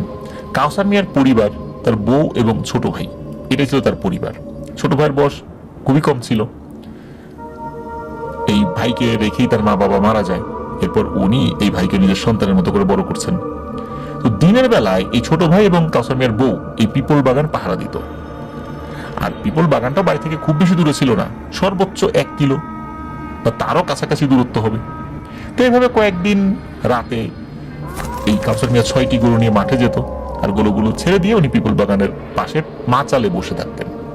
কোনো সমস্যা কিন্তু হচ্ছিল না, বেশ ভালোই চলছিল। তো একদিন রাত্রে অন্যান্য দিনের মতো গরুগুলো ছেড়ে দিয়ে উনি বসে আছেন, হঠাৎ দূরের একটা বাগানের মতো একটা জায়গায় ঝলমলে আলো উনি দেখতে পান। ওখান থেকে কিছু আওয়াজও উনি শুনতে পান, তবে কিসের আওয়াজ উনি বুঝতে পারছেন না। শুধু এতটুকু বুঝতে পারছে যে ওখানে বেশ কয়েকজন মিলে একসাথে কিছু মুখ দিয়ে আওয়াজ করছে। দূরে যেখানে কাউসার মিয়া আলো দেখতে পাচ্ছেন এবং কাউসার মিয়া যেখানে আলো আসলে দেখছেন, সেটা কিন্তু মানে ওইখান থেকে ওই আওয়াজটা আসছে। কাউসার মিয়া কি করেছে, ওই দিকটাতে আস্তে আস্তে যাওয়া শুরু করেছে। ওখানে চারপাশে কিন্তু তাল গাছ ছিল, খেজুর গাছ দিয়ে ঘেরা ছিল ওই জায়গাটা। শোনা যায় অনেক আগে নাকি একজন কবিরাজকে ওইখানে কবর দেওয়া হয়েছিল। তো ওই বাগানের মধ্যে আলো এবং আওয়াজ শুনে তো ওনার কৌতূহল হয় যে এত রাত্রে কারা ওখানে আওয়াজ করছে, বা এত আলোই বা ওখানে কোথা থেকে আসলো। তো কাউসার মিয়া তো অনেক সাহসী ছিলেন, উনি সিদ্ধান্ত নেন যে ওই বাগানের মধ্যে উনি যাবেন। উনি দেখছেন ওনার সবগুলো গরু দিব্যি ঘাস খাচ্ছে, আর ওনার গরুগুলো বেশ শান্ত ছিল, এলোমেলো দৌড়ঝাঁপ করতো না। উনি গরুগুলো রেখে ওই বাগানের দিকে রওনা করেন। ওই বাগানটা পিপলের জমি থেকে খুব বেশি দূরে ছিল না, উনি কয়েক মিনিট হাঁটার পরই ওই বাগানের ভেতর পৌঁছান। কাউসার মিয়া বাগানে পৌঁছে দেখতে পান সেখানে একসাথে অসংখ্য মানুষ বসে আছে। আর আমরা যেমন জিকির করি গোল হয়ে বসে, ঠিক তেমন করে ওরা মাটির দিকে মুখ করে বসে জিকির করছে। কিন্তু ওরা যে কি ভাষায় এই জিকির করার মতো আওয়াজ করছে, বা আদতে সেটা জিকির কিনা, এইটা কিন্তু বোঝা যাচ্ছে না যে আসলে ওরা কি ভাষাটা ইউজ করছেন। মূলত কোনো অ্যারাবিক শব্দ ওরা ইউজ করছেন, এটা কাউসার মিয়া বুঝতে পারেন। ওরা যতটুকু আরবি জ্ঞান ছিল, নামাজ কালাম পড়তেন, কোরআন তেলাওয়াত করতেন, সেই হিসাবে উনি বুঝতে পেরেছিলেন। আর ওইখানে এত আলো, যে দিনের আলোর মতো সব স্পষ্ট দেখা যাচ্ছে, কিন্তু আলোর উৎসটা যে কি এটা বোঝা যাচ্ছে না। কাউসার মিয়া আরো দুটো জিনিস খেয়াল করেন, যে এরা লম্বায় সাধারণ মানুষের থেকে অনেক ছোট, বামন আকৃতির। কাউসার মিয়া বাগানে ঢুকে উনি যে মুখগুলো দেখতে পান, সেটা হলো সবার চেহারাই কালো, আর সবাই যে দেখতে একই রকম বিষয়ে এরকম না আর কি। তবে মুখগুলো দেখে মনে হচ্ছে যে বেশ বয়স্ক, সবারই মুখে দাঁড়িয়ে আছে, অনেকেরই জট লাগানো চুল, এরকম আর কি। তো এর মধ্যে কি হয়, একজন লোক মুখ উঁচু করে ইশারায় কাউসার মিয়াকে হাত দিয়ে এক পাশ দিয়ে তার কাছে আসতে বলে। অনেক সময় আমরা হাত দিয়ে বলি না, যে এই যে ডান দিক দিয়ে ঘুরে আমার কাছে আসো ইশারায়, বা বাম দিক দিয়ে আসো, বা এদিক দিয়ে আসো। তো ঠিক ওই রকম করে একটা পাশ দিয়ে তার কাছে আসতে বলে। তো কাউসার মিয়া তখন চিন্তা করে যে আমি কি এখান থেকে চলে যাব না থাকবো, এখন কি তার কাছে যাব না কি করব, যদি আমার কোনো ক্ষতি করে, এরা কি আসলে মানুষ না অন্য কিছু, আবার যদি তাদের ডাক না শুনে যাই তখন তো আরো ক্ষতি হতে পারে। কাউসার মিয়া আবার চিন্তা করেছিল যে এখানে তো একজন কবিরাজের কবর ছিল, সেই কবিরাজের নাকি অনেক শিষ্য ছিল, এমন মানে অনেক শিষ্য তার জিনও ছিল, এরা আবার সেগুলা কি না, কি আর করা। কাউসার মিয়া ভয়ে ভয়ে ওই লোকটার কাছে যায়। যাওয়ার পরই ওই লোকটা কাউসার মিয়ার হাত ধরে একটা সাইডে নিয়ে যায়। কাউসার মিয়া দেখে একটা কাপড়ে ঘেরা একটা জায়গা, একটা রুমের মতো তৈরি করা আর কি। তো ওইখানে নিয়ে যায়, সেখানে কাউসার মিয়া দেখে অনেক রকমের ফলমূল রাখা। তখন ওই ব্যক্তি কথা বলে ওঠে যে কাউসার মিয়া, এখানে যত ফলমূল আছে তোমার জন্য, তুমি খেতে পারো। আর এখানে যে কবিরাজ শুয়ে আছেন, আমরা তার মুরিদ ছিলাম, আমরা মাঝে মাঝে অনেকে এখানে আসি। তুমি যখন আমাদের এখানে এসেছো, তুমি আমাদের মেহমান, আর যেহেতু তুমি আমাদেরকে দেখে ফেলেছো, এই কারণে মূলত তোমাকে এখানে নিয়ে এসেছি। এ কথা বলে একটা আংটি বের করে ওই লোকটা, বের করার পর এটা কাউসার মিয়ার হাতে দিয়ে বলে, এটা স্বর্ণের একটা আংটি, আমরা তোমাকে একটু উপহার দিলাম, কিন্তু এই আংটির কথা আর এখানে আসার কথা তুমি অবশ্যই কাউকে বলবে না, আর আমাদেরকে ওয়াদা করো এটা কাউকে বলবে না। কারণ গ্রামের আরো মানুষ যদি জেনে যায় যে আমরা এখানে আসি, তাহলে অনেক দুষ্টু তান্ত্রিক কবিরাজরা আমাদেরকে বন্দী করার চেষ্টা করতে পারে, আমাদের ক্ষতি করতে পারে। তো এই কথা বলে ওই ব্যক্তি, আর কাউসার মিয়াকে খেতেও বলে। কাউসার মিয়া ওই রুমে একা একা খেতে থাকে, আর কাউসার মিয়াও তাদেরকে প্রতিশ্রুতি দেয় যে কাউকে বলবে না। তবে কাউসার মিয়ার একটা অনুভূতি হয়, সেটা হলো কাউসার মিয়া দেখছে, হাঁটছে, খাচ্ছে, মনে হচ্ছে সে স্বপ্নের মধ্যে করছে, নিজের শরীরের উপর তার আসলে কোনো নিয়ন্ত্রণ সে পাচ্ছিল না। তো তার খাওয়া দাওয়া চলছে, একটা পর্যায়ে মনে হয় তার পেট ভরে গেল, হঠাৎ করে মনে হলো চারদিকে অন্ধকার হয়ে গেল। একটা আলোকিত ঘরের মধ্যে যদি হঠাৎ করে ইলেকট্রিসিটি চলে যায়, আলো বন্ধ হয়ে যায়, তখন কেমন হয়? হঠাৎ করে মনে হলো সেখানে ইলেকট্রিসিটি চলে গেল, আলো নাই, অন্ধকার। হুট করে আলোর মধ্যে যদি অন্ধকার চলে আসে, তখন ওই অন্ধকারের জিনিসগুলো আস্তে আস্তে দেখতে হলে কিছুটা তো চোখে অন্ধকারটা সইয়ে নিতে হয়। কিছু সময় পর কাউসার মিয়ার চোখে কিছুটা মানে ওই অন্ধকারটা সয়ে যায়। তখন উনি বুঝতে পারেন উনি একটা বাগানের ভেতরে আছে, আর আশেপাশে উনি আর কাউকে দেখতে পাচ্ছেন না। ওইদিকে কাউসার মিয়ার গরুর যে ডাক, এটা উনি শুনতে পাচ্ছেন, যে দূরে গরু ডাকছে, তার গরু। তো উনি তাড়াতাড়ি করে ওই বাগান থেকে বাইরে বেরিয়ে আসেন এবং তার ফসলের জমির কাছে এসে দেখেন যে 5টি গরু এক জায়গায় দাঁড়িয়ে আছে এবং এক নাগারে ডেকে চলছে, আর একটি গরু চুপচাপ দাঁড়িয়ে আছে একটু দূরে, মানে যেই রাস্তা দিয়ে কাউসার মিয়াকে বাড়ি যেতে হয় সেই দিকে ওই গরুটি দাঁড়িয়ে আছে। ওই গরুটি বাড়িতে যাওয়ার জন্য প্রস্তুত, আর ওই 5টি গরু দূরে ডাকাডাকি করছে। তো কাউসার মিয়া কি করে, ওই গরুগুলোকে বাড়িতে নিয়ে যাওয়ার জন্য চেষ্টা করতে থাকে, কিন্তু গরুগুলো সামনের দিকে যেতে চায় না। কাউসার মিয়া গরুগুলোকে আঘাত করতে থাকে, তবুও গরুগুলো সামনের দিকে আর এগোতেই চায় না। কাউসার মিয়া ভাবে তার এত শান্ত গরুগুলো বাড়ির দিকে যায় না কেন। এর মধ্যে কি হয়, ওই যে একটা গরু বাড়ির দিকে দ্রুত গতিতে চলা শুরু করেছে। ওই গরুটা যখন বেশ কিছুটা এগিয়ে গেছে, তখন ওই যে পেছনে থাকা অন্য গরুগুলো বাড়ির দিকে চলা শুরু করেছে। এদের মাঝখানে কিন্তু বেশ বড় একটা গ্যাপ হয়ে গেছে। ওই একটা গরু এবং এই 5টি গরু, এগুলোর মধ্যে কিন্তু একটা দূরত্ব কিন্তু রয়ে গেছে, এগুলো কিন্তু কমছে না। ওই গরুগুলো ওই প্রথমে থাকা গরুটার খুব বেশি কাছে যাচ্ছে না, আর যে গরুগুলো ডাকাডাকি করছিল এখন আর ডাকাডাকি করছে না, এখন শান্ত আছে। এক পর্যায়ে 6টি গরু নিয়েই কাউসার মিয়া বাড়িতে আসেন, 5টি গরু গোয়ালে বাঁধেন। কিন্তু যখনই ওই আলাদা আসা গরুটাকে গোয়ালে বাঁধতে কাউসার মিয়া গিয়েছে, তখনই 5টি গরু ভয়ঙ্কর আওয়াজে ডাকাডাকি শুরু করে। কাউসার মিয়া বাধ্য হয়ে ওই একটা গরু উঠোনে বাঁশের খুঁটি যেখানে ছিল সেখানে বেঁধে হাত মুখ ধুয়ে শুয়ে পড়েন। এর মধ্যে তার যে ওয়াইফ আছে, তার যে ছোট ভাই আছে, তারা কিন্তু কেউ ওঠে নাই। সকালবেলা কাউসার মিয়ার ঘুম ভাঙে তার বউয়ের ডাকে। কাউসার মিয়া ঘুম থেকে উঠে জিজ্ঞেস করে কি হয়েছে। তখন কাউসার মিয়ার বউ বলে, গোয়ালেতে 5টি গরু, আর একটা গরু কই? তখন কাউসার মিয়া বলে, ওই গিয়ে দেখো উঠানে বেঁধে রাখছিলাম রাতের বেলা। তখন কাউসার মিয়ার বউ বলে, উঠানে তো দড়ি আছে কিন্তু গরু তো নাই। কাউসার মিয়া চমকে উঠে, তড়ি ঘড়ি করে উঠে বসে, সত্যি তার বউ তো ঠিক বলেছে। সে ওখানে গিয়ে দেখে যে দড়ি পড়ে আছে খুঁটির সাথে বাঁধা, কিন্তু যে গরুর গলায় দড়ি ছিল সেই দড়িটা নাই। মনে হচ্ছে দড়িটা সে ছিঁড়ে চলে গেছে। শুরু হয় ওই গরুটার খোঁজাখুঁজি। চারদিকে অনেক খুঁজেও ওই গরুটাকে পাওয়া যায় না। এদিকে কাউসার মিয়া ভাবে গরুটা রাতের বেলা নিশ্চয়ই কেউ চুরি করে নিয়ে গেছে, অথবা ওই গরুটা দড়ি ছিঁড়ে রাস্তায় চলে গেছিল, কার সামনে পড়েছে, সে হয়তো নিয়ে গেছে। বাড়ির সবার তো মন খারাপ। এর মধ্যে কাউসার মিয়ার হাতের ওই আংটিটা দেখে তার বউ তো অবাক। তাকে জিজ্ঞেস করে, আরে এত সুন্দর একটা আংটি তুমি পেলে কোথায়? তখন কাউসার মিয়া বলে, আমি রাস্তায় আংটিটা পরে পেয়েছি। অনেককেই জিজ্ঞেস করলাম কেউ হারাইছে কিনা, কারো হারাইছে কিনা, কিন্তু কেউ তো কিছু বললো না। তাই আমি আমার হাতে রেখে দিছি, যদি কারো পরে পাওয়া যায় যে মালিক আমি পাই দিয়ে দেব। তো কাউসার মিয়ার বউ সরল বিশ্বাসে এটা কিন্তু বিশ্বাস করে নাই। এই বিশ্বাসটা তার মনের মধ্যে আসলে আসে নাই যে তার স্বামী তাকে মিথ্যা বলতে পারে। এখানে অবিশ্বাস করার অনেকগুলো কারণ ছিল। কারণ আগের রাত্রে বা আগে তাকে তার হাতে আংটি পড়তে দেখে নাই, রাতের বেলা গরু নিয়ে গেল, তারপরে সকালবেলা তার হাতে আংটি। নিশ্চয়ই রাতের বেলা মাঠের মধ্যে সে আংটি খুঁজে পায় নাই। এই চিন্তাটা আসলে উনি করেন নাই। চাইলে করতে পারতেন, হয়তো তার মাথায় সেটা আসেই নেই। যাই হোক, এই বিষয়ে কাউসার মিয়ার বউ আর কিছু তাকে বলে না। আবারও গরু খোঁজাখুঁজি শুরু করে তারা। ওই একটি গরুকে আর কোথাও খুঁজে পাওয়া যায় না। এভাবে উনি কয়েকদিন একা একা পিপল ক্ষেত পাহারা দেন। ওই গরুগুলোকে আর নেন নাই কয়েকদিন। তারপর আবার মাঠে রাতের বেলা গরু নিয়ে গেছেন। কয়েকদিন যাবার পর আবার ঠিক রাত আনুমানিক 11টা-12টার দিকে, নির্দিষ্ট করে বলা যায় না কত রাত আর কি, তো ওই বাগানটাতে আবার আলো দেখতে পান।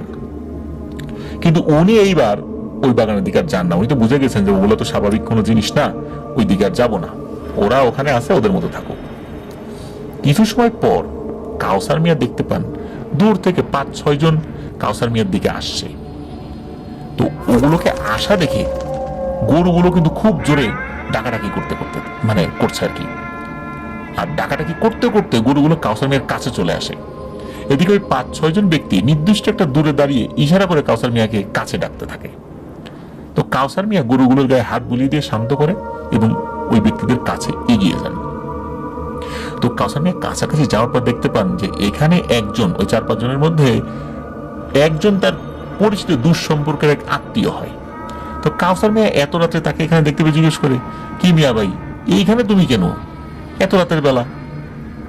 তখন ওই ব্যক্তি বলে যে আমি এখানে একটা বিশেষ জলসায় আসছি, এটা রাতের বেলাই হয়। তো ভাবলাম দূরে একজনকে দেখা যাচ্ছে, তার সাথে একটু সাক্ষাৎ করে আসি, এসে দেখি তুমি। তখন কাউসার মিয়া বলে যে আমি তো এই যে পিপল ক্ষেতটা পাহাড়িতে আসছি, আমি গরুগুলোকে নিয়ে আসছি, দিনের বেলা অন্য কাজে ব্যস্ত থাকি, তো তাই রাতের বেলা নিয়ে আসি। তখন ওই ব্যক্তি কাউসার মিয়াকে বলে যে আমরা এখন খাওয়া দাওয়া করবো, চলো আমাদের সাথে বাগানের ভিতরে চলো। তো কাউসার মিয়া রাজি হয় না, ওখানে যাবো না, আসলে ওখানে তো অন্যরকম জিনিস। বললে আরে অন্যরকম জিনিসটা থেকে আমি তো আসি, আর তুমি তো এদেরকে আগে থেকে দেখছো, তুমি গেলে ওরা কিছু মনে করবে না আবারও যদি যাও। তো কাউসার মিয়ার ইচ্ছা না থাকলেও তার ওই দুঃসম্পর্কের আত্মীয়ের অনুরোধে যেতে বাধ্য হয়। তো বাগানের ভিতর ঢুকেই দেখেন সবাই সিরিয়াল ধরে বসে আছে। তাদের সামনে শাপলা পাতা বা পদ্ম পাতার মতো কিছু একটা দেয়া আর কি। এই পাতার উপর খাবার দেওয়া হবে এমন ভাবে ওরা বসে আছে। অনেক সময় আমরা দোয়ার আয়োজন করি, তারপরে কলা পাতা কেটে খাবার খেতে দেই, এই এরকম দৃশ্যের সাথে আমরা অনেকেই পরিচিত। ঠিক ওইভাবে তারা বসে আছে এবং তাদের শারীরিক গঠন দেখে মনে হচ্ছে এরা বাচ্চা, কিন্তু মুখটা কিন্তু বৃদ্ধ মানুষের মতো, মানে ওই যে বামন। তো কাউসার মিয়া বসে পড়েন, তাদের সাথে খাওয়া দাওয়া করেন একসাথে। একটা অদ্ভুত বিষয় লক্ষ্য করেন কাউসার মিয়া, সেটা হলো যে আমরা তো চিবিয়ে চিবিয়ে খাই, কিন্তু ওখানে সবাই মনে হচ্ছে খাবার গিলে খাচ্ছে, কেউ চিবিয়ে খাচ্ছে না, মুখে দেয় আর গিলে খেয়ে ফেলে। তো কাউসার মিয়া তাড়াতাড়ি খাওয়া শেষ করে তার ওই পরিচিত আত্মীয়কে খুঁজতে থাকেন, কিন্তু তাকে আর পায় না। তো উনি বাগান থেকে যখনই বের হয়েছেন তখনই উনি আবার ওই গরুর ডাকাডাকি শুনতে পান। উনি তাড়াতাড়ি করে গরুর কাছে গিয়ে দেখেন এবার 4টি গরু একসাথে, আর 5টি গরু তো ছিল, একটি গরু বাড়ির দিকে মুখ করে দূরে দাঁড়িয়ে আছে। তো কাউসার মিয়াকে দেখে ওই গরুটা একাই বাড়ির দিকে রওনা দেয়। আর কাউসার মিয়া কি করে বাকি 4টি গরু নিয়ে যাওয়ার জন্য প্রস্তুত হয়, কিন্তু গরুগুলো প্রথম দিকে যেতে চাচ্ছিল না। যখন ওই গরুটা বেশ কিছুটা দূরে চলে গেছে তখন ওই 4টা গরু কাউসার মিয়ার সাথে হাঁটা শুরু করে। এরপর যখনই 5টি গরু একসাথে গোয়ালে রাখতে চায় তখনই কিন্তু 4টি গরু ডাকাডাকি করতে থাকে। তাই বাধ্য হয়ে ওই যে আগের মতো যেই গরুটি আগে চলে এসেছিল সেই গরুটিকে আলাদা করে বাড়ির উঠানে দড়ি দিয়ে বেঁধে রাখা হয় এবং রুমে গিয়ে উনি ঘুমিয়েও পড়েন। তো কাউসার মিয়া ভোরের দিকে উঠেছেন, এবার তার স্ত্রীর আগে উনি উঠেছেন আর কি। তো এক পর্যায়ে উনি গিয়ে দেখেন বাইরের উঠোনে যে গরুটি বাঁধা ছিল সেই গরুটা নাই। উনি তো ওনার ছোট ভাইকে ডাকেন, ওর বউকে ডাকেন, সবাই মিলে গরু খুঁজতে থাকে বাড়ির আশেপাশে সব জায়গায়, কিন্তু গরু আর পাওয়া যায় না। তো ওনার বউ জিজ্ঞেস করে তুমি রাতে গরু ঠিকঠাক ভাবে নিয়ে আসছিলা? তো কাউসার মিয়া হ্যাঁ আমি তো ঠিকঠাক মতো নিয়ে আসছি। কিন্তু কাউসার মিয়া কিন্তু 2বারই ওই বাগানে যাওয়ার কথাটা এড়িয়ে গিয়েছে তার বউ এবং তার ভাইয়ের কাছে, কারণ ওগুলো তো বলা নিষেধ ছিল। তো এইভাবে সব জায়গায় খোঁজ করার পরও ওই গরু আর পাওয়া যায় না। এদিকে সেই রাতের বেলা ওই পিপল ক্ষেত পাহারা দিতে উনি আর গরু নিয়ে যায় না, কারণ প্রতিবার গেলেই এই ধরনের ঝামেলা হচ্ছে। 2টো গরু নেই হয়ে গেল। মূলত হঠাৎ করে এক রাত্রে কাউসার মিয়ার শরীর খারাপ হতে থাকে, মানে এই ঘটনার কয়েকদিন পরেই। আর আরো গভীর রাত্রে, আনুমানিক কয়টা বাজে এটা বলা যায় না, হবে হয়তো 12টা 1টা আর কি, গোয়াল ঘরে গরুর ডাকাডাকিতে বাড়ির সকলের ঘুম ভেঙে যায়। তো কাউসার মিয়া এবং তার বউ বাড়ির বাইরে গিয়ে দেখে গত রাতে হারানো বা কয়েকদিন আগে হারানো একটি গরু তাদের উঠোনে দাঁড়িয়ে আছে, মানে শেষ যে গরুটা হারিয়ে গিয়েছিল ওইটা দাঁড়িয়ে আছে। এটা দেখে কাউসার মিয়া এবং তার বউ তো বেজায় খুশি। কাউসার মিয়া গোয়াল থেকে দড়ি এনে গরুর গলা বেঁধে ওই 4টি গরুর সাথে বেঁধে রাখে। ওই গরুগুলোও খুব ডাকাডাকি করছিল, কিন্তু কাউসার মিয়া বিন্দু মাত্র কর্ণপাত করে নাই, কারণ ওই ডাকাডাকি শুনেই তো গরু বাইরে বেঁধে রেখে গরু হারিয়ে গিয়েছিল। এখন আর সেই সব বিষয়ে কোনো কর্ণপাত করছে না, সে বাসায় এসে শুয়ে পড়েছে। আর মাঝ রাতে হঠাৎ করে কি হয়েছে, কাউসার মিয়া রক্ত বমি শুরু হয়েছে। ওনার তো অবস্থা খুব খারাপ, তাজা রক্ত বের হচ্ছিল গলা থেকে। এদিকে কাউসার মিয়ার বউ কলে পানি আনতে গিয়েছে যে কাউসার মিয়ার মাথায় দিবে বলে। এমন সময় খেয়াল করে যে গোয়ালের মধ্যে মনে হচ্ছে কি যেন একটা শব্দ হচ্ছে। তো পানি আনতে গিয়ে গোয়ালের কাছে গিয়ে দেখে কি যে গোয়ালে 2টা গরু নাই, মানে ওই যে গরুটা ফেরত এসেছিল সেটা সহ কিন্তু 5টি গরু ছিল, কিন্তু এখন দেখাচ্ছে ওখানে 3টি গরু আছে। তো উনি ওই কথা তার স্বামীকে বলার সাথে সাথে কাউসার মিয়া সেও উঠে গিয়ে দেখে ওই অবস্থাতেই সত্যি 2টি গরু নাই। এতে কাউসার মিয়া খুব বিরক্ত হয়ে বলে যে গরু যাই যাক, এখন আর খুঁজতে হবে না, আগে আমার মাথায় পানি দাও, মেয়েকে বাঁচি। এদিকে কি হয়েছে, কাউসার মিয়াকে বাসায় রেখে তার বউ এবং তার ছোট ভাই আশেপাশে খুঁজতে বের হয় ওই রাত্রেই, কিন্তু খুঁজে পায় না। দিনের বেলা খুঁজতে থাকে, বেলা বাড়তে থাকে। এদিকে কাউসার মিয়াও কিন্তু আরো অসুস্থ হতে থাকে, তার বমি কিন্তু কিছুক্ষণ পর পর হচ্ছিল।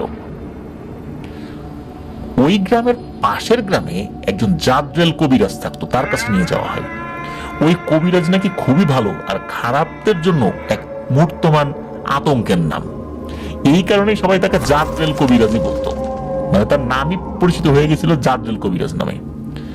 তো কাউসার মিয়ার বমির সাথে তাজা রক্ত দেখে ওই কবিরাজ কাউসার মিয়াকে জিজ্ঞেস করে, এই ঠিক ঠিক করে বলো তো গত কয়েকদিনের রাতের বেলা তুমি কি কি খাইছো? তো কাউসার মিয়া বাসায় যা যা রান্না হয়েছে সেইগুলাই বলে, এবং তার বউ বলে যে ও কি এগুলাই খাইছে? কাউসার মিয়ার বউ বলে হ্যাঁ ও তো এগুলাই খাইছে। তখন ওই কবিরাজের কিছু একটা সন্দেহ হয়, তখন বলে যে তোমরা কাউসার মিয়ার সাথে যারা যারা আসছে এখানেই বসো, আমি ওকে একটু একা নিয়ে যাচ্ছি আর একটা জায়গায়, ওর সাথে কথা বলবো। কবিরাজ কাউসার মিয়াকে অন্য একটা রুমের ভিতরে নিয়ে যায়। সেখানে গিয়ে কাউসার মিয়াকে বলে, কাউসার মিয়া সত্যি করে বলো, আমার দৃঢ় বিশ্বাস তুমি আমার কাছে কিছু লুকাচ্ছ, আর তুমি আমার কাছে যদি সত্যি কথা না বলো তাহলে কিন্তু তোমার বড় ক্ষতি হতে পারে। আর এরপর তুমি যদি আমার কাছে আসো আমি তোমার কোনো চিকিৎসাই করবো না, তোমার মুখও আমি দেখবো না। কবিরাজের মুখে এইসব কথা শুনে কাউসার মিয়া কিন্তু সব ঘটনা খুলে বলে। কাউসার মিয়ার মুখে এই কথা শুনে কবিরাজ তো অবাক। কবিরাজ বলে, তুমি জানো কি তুমি একটা ভয়ানক এবং মারাত্মক পিশাচের খপ্পরে পড়েছ। তোমার যে রক্তবমি হচ্ছে, কারণ তুমি যে খাবার খেয়েছো এটা তারই প্রভাব। তুমি প্রথম দিন যে ফল খেয়েছো সেটা জিন মানুষ সবাই হজম করতে পারে, এই জন্য তোমার সাথে কিছু হয় নাই। কিন্তু পরের বার তুমি যে মাংস দিয়ে খাবার খেয়েছো, এটা আসলে এক ধরনের বড় পাহাড়ি ইঁদুর।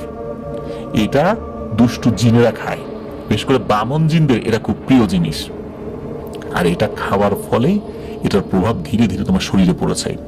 তোমাকে মায়াজাল সৃষ্টি করে ওই বাগানে নিয়ে যেত, আর এইদিকে তোমার একটি গরু নিয়ে যেত একটা পিশাচ, ওই গরুটা খেয়ে ফেলতো। ফিরে এসে তুমি একটা গরু যে আলাদা দেখতে পেতে, মূলত ওই পিশাচটা ওই গরুর রূপ ধরে থাকতো, তুমি যাতে বুঝতে না পারো। কিন্তু তোমার গরুগুলো কিন্তু বুঝতে পারতো। ওই গরুগুলো ওই পিশাচকে দেখে ভয় পেয়ে এমন ডাকাডাকি করতো। কয়েক রাত আগে ওই পিশাচটি আবার হারিয়ে যাওয়া গরুর রূপ ধরে এসে তোমাকে ধোঁকা দিয়েছে। তোমার উঠোনে এসে দাঁড়ায়, তাকে তুমি গরু মনে করে তুমি অন্য গরুর সাথে বেঁধে রেখেছো। সুযোগ বুঝে সে সাথে করে আরো একটা গরু নিয়ে হাওয়া হয়ে গেছে। তুমি 3টি গরুর অল্প অল্প কিছু অংশ এখনো ওই বাগানে পাবা। ওরা ওই গরুটা খুব মজা করে খেয়েছে। তখন কাউসার বলে, ওরা যে আমাকে একটা স্বর্ণের আংটি দিয়েছে, এটা কি? এই যে দেখেন আংটি। তখন ওই কবিরাজ বলে যে, কাউসার মিয়া, তোমার হাতে পানি নিয়ে ওই আংটির উপর একটু চাপ দাও তো। তখন কাউসার মিয়া কি করেছে, অন্য হাতে একটু পানি নিয়ে ওই আংটির উপরে হাত রেখে চাপ দিয়েছে, দেখে যে মাটির মতো ওই আংটিটি গুঁড়ো গুঁড়ো হয়ে গেছে। এইবার কাউসার মিয়া শিওর হয়ে যায় যে এটা ভয়ঙ্কর কোনো পিশাচের কাজ। মূলত এগুলো দিয়ে তাকে ভুলভাল বুঝিয়ে তার উপর তারা প্রভাব বিস্তার করে স্বার্থ হাসিল করছে। কাউসার মিয়া কবিরাজকে বলে, এই পিশাচটি তো আমার অনেক ক্ষতি করে ফেলেছে, তাকে আপনি কঠিন শাস্তি দেন। তখন কবিরাজ বলে, তাকে শাস্তি না দিয়ে তুমি কিছু ক্ষতিপূরণ নিতে পারো কিনা দেখতে পারো। শাস্তি দিতে গেলে অনেক ঝামেলা হতে পারে। আর এই বামন টাইপের জিনেরা খুব দুষ্টু প্রকৃতির হয়। এরা একবার যাকে ধরে ছাড়ে না। তোমার গরুর উপর নজর দিয়েছে, গরু পর্যন্তই থাকতে দাও, মানুষ পর্যন্ত আসতে দিও না। এই কথা বলে ওই কবিরাজ কি করছে, একটা দড়ি নিয়ে আসে। ওই দড়িতে অনেক দোয়া দুরুদ বা তার মতো করে কিছু পরে ফু দিতে থাকে। এরপর একটা শিশি নিয়ে আসে। ওই শিশির ভিতরে থাকা যে তরল পদার্থটা ছিল, এটার রং ছিল গাঢ় লাল, মানে রক্তের মতো লাল। কবিরাজ কি করেছে, ওই শিশি থেকে ওই রংটা নিয়ে পুরো দড়িতে লাগিয়ে দিয়ে কাউসার মিয়াকে দিয়ে বলে, ওই পিশাচটা আজ হোক কাল হোক আবার আসবে। তোমাকে এই ঘরে যে নিয়ে এসেছি, এই ঘরের আশেপাশে কোনো দুষ্টু জিন নেই, এবং কোনো জিন এই তথ্যগুলো অন্য জায়গায় দিতে পারবে না। এই জন্য তোমাকে আমি আলাদা করে নিয়ে এসেছি। এখানে যে কথোপকথন হচ্ছে এটা কেউ জানবে না। সুতরাং তুমি নিশ্চিত থাকো, ওই পিশাচটা আবার আসবে, কিন্তু ও জানবে না যে তুমি এত কিছু জেনে গেছো এবং আমরা এই ফন্দি করেছি ওকে আটকানোর জন্য। ওই পিশাচটা আসার পর ও কিন্তু গরুর রূপ ধরে আসবে। তোমার আরো একটা গরু হারিয়ে গিয়েছিল, সেই গরুর রূপ ধরে। তুমি তাকে দেখলে কিন্তু ভয় পেও না। তুমি কি করবে, গিয়ে ওই গরুটার গলায় খুব সুন্দর করে আদর টাদর করে দিয়ে একটা খুঁটির কাছে নিয়ে এসে এই দড়িটা ওই গরুর গলায় পরিয়ে দেবে। কিন্তু মনে রেখো, ওকে কিন্তু কোনোভাবেই আঘাত করতে যেও না, তাহলে কিন্তু বিপদ হবে। এই দড়িটা তার গলায় পরানোর সাথে সাথে সে তার মূল রূপে ফেরত আসবে। তখন তোমার সাথে সে হম্বিতম্বি করবে। একটা পর্যায়ে সে তোমার কাছে নত স্বীকার করলেও করতে পারে। তুমি তার সাথে নরম ভাবে কথা বলো আর তার কাছ থেকে ক্ষতিপূরণ যতটুকু পারো আদায় করো, কিন্তু ভুলেও তার গায়ে আঘাত করতে যেও না। আর একটা বিষয় মাথায় রেখো, এই দড়িটার প্রভাব ফজরের আজানের সাথে সাথে কেটে যাবে। তার মানে তুমি যাকে আটক করেছো ও মুক্ত হয়ে যাবে। এই কারণে ও মুক্ত হয়ে গেলে তোমার উপর ক্ষোভ থাকলে তোমার ক্ষতি করতে পারে। ভুলেও তাকে আঘাত করতে যেও না, বারবার বলে দিচ্ছি। তো যাই হোক, এইটা প্রতিশ্রুতি নেন কবিরাজ কাউসার মিয়ার কাছ থেকে। কাউসার মিয়া বলেন, হ্যাঁ আমি আঘাত করবো না। এরপরে কবিরাজ কিছু ট্রিটমেন্ট দেন। ট্রিটমেন্ট দেওয়ার অল্প কিছুক্ষণের মধ্যেই কাউসার মিয়া দিব্যি সুস্থ হয়ে ওঠেন, ওনার বমি বন্ধ হয়ে যায়। এরপর ওইখান থেকে সুস্থ হয়ে বাসায় চলে আসেন। এখন সমস্যা হলো যে কোন রাত্রে ওই পিশাচটা আসবে, বাড়িতে একটা ঝামেলা হতে পারে। উনি কি করেছেন, তার ছোট ভাই তাকে বলেছেন যে তুমি আমার অমুক একটা আত্মীয় বাড়িতে বেড়াতে যাও কয়েকদিনের জন্য, আমি না বলা পর্যন্ত বাসায় আসার দরকার নেই। ছোট ভাইকে উনি পাঠিয়ে দিয়েছেন সে আত্মীয়র বাসায়, বাড়িতে ওনার বউ এবং উনি আছেন। প্রথম রাত চলে যায়, আসে না।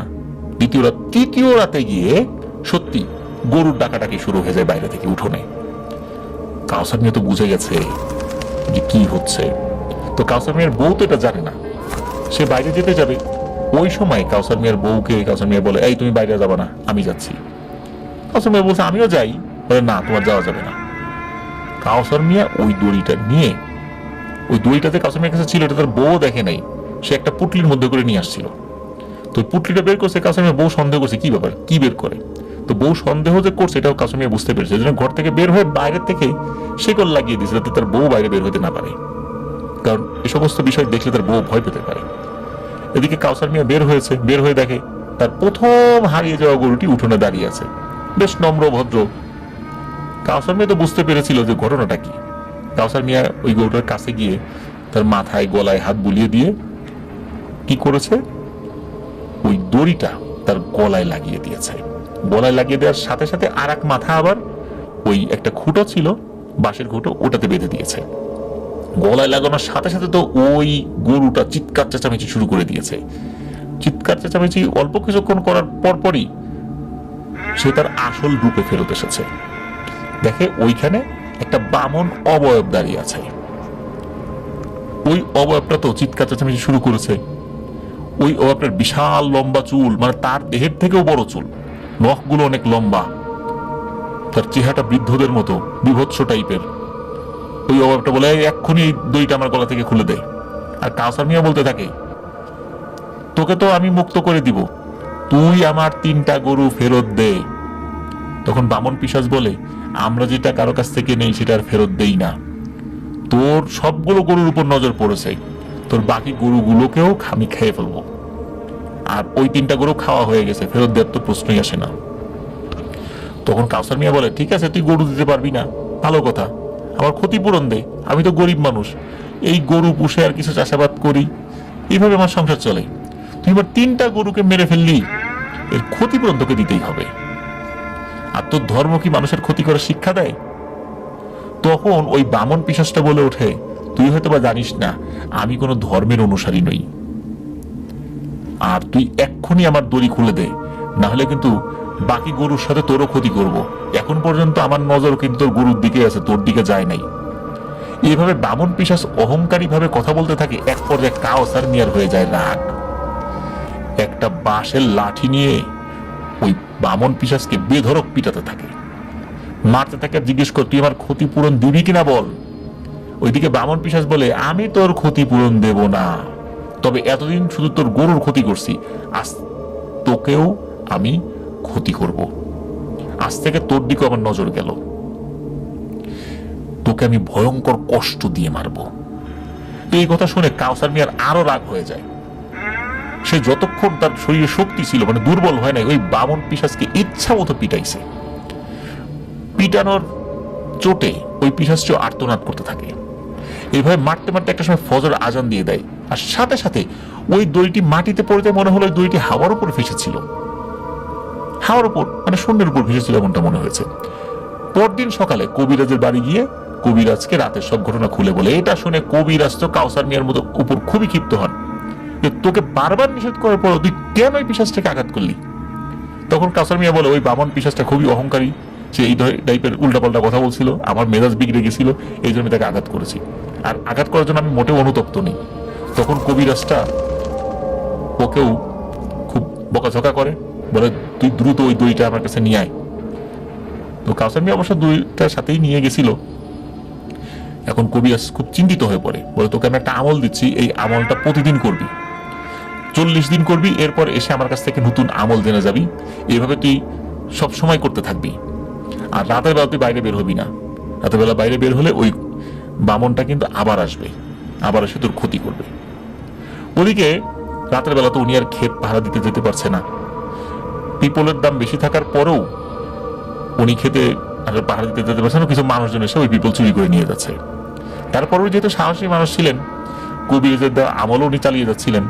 তো উনি বেশ কিছুদিন পর উনি চিন্তা করলেন যে যাই আবার একটু পাহারা দিয়া শুরু করি, পিপলগুলো ক্ষেত থেকে তো সব উঠাতে হবে। এই ভাবনা থেকে উনি বেশ কিছুদিন পর আবার ওই পিপল ক্ষেত পাহারা দিতে চান। স্বাভাবিকভাবে উনি কি করেছেন, একটা বড় একটা দা আর ব্যাগ সাথে নিয়েছেন। উনি ক্ষেত পাহারা দিচ্ছেন, পাশাপাশি পিপলগুলো তুলছেন ওই রাতের বেলা, মানে তুলছেন আর কি, ব্যাগে করে তুলছেন আর দা সাথে রেখেছেন। তো দাটা আবার কি করেছে, উনি ওনাতে বসার যে একটা মাচানের মতো আছে ওইখানে রেখেছিলেন। তো পিপল তুলছেন, পিপল তুলতে তো হঠাৎ করে পেছন থেকে একটা ভয়ঙ্কর হাসির শব্দ কাউসার মিয়া শুনতে পায়। তো উনি পেছন দিকে ঘুরে দেখে ওই বামন পিশাচটি দাঁড়িয়ে আছে। বামন পিশাচটি হাসি থামিয়ে ভয়ঙ্কর ভাবে তার দিকে তাকিয়ে থাকে। কাউসার মিয়া তো দা খুঁজতে থাকে। তখন তো মনে হয় যে ও হো, আমি তো দাটা ওই মাচালে রেখে এসেছি। উনি ব্যাগ ফেলে মাচালের দিকে দৌড় দিয়েছে। এমন সময় পিশাচটি এক লাফে কাউসার মিয়ার সামনে গিয়ে পরে আর কাউসার মিয়ার গলা চেপে ধরে। কাউসার মিয়া কিন্তু অনেক শক্তিশালী ছিল, সেও ওই বামন পিশাচটির গলা চেপে ধরে। এক পর্যায়ে দুজনে ক্ষেতের ভিতরে পড়ে যায় এবং ধস্তাধস্তি শুরু হয়। ওই বামন পিশাচটা কাউসার মিয়ার শরীরে কামড় দিতে যাচ্ছে, তখনই নাকি ওই জিনিসটা দূরে ছিটকে চলে যায়, মানে তার শরীর থেকে চলে যায়। কাউসার মিয়া একটা নির্দিষ্ট আমল করতো, যার কারণে ওই জিনিসটা ওইভাবে তার উপর চড়াও হতে পারছিল না।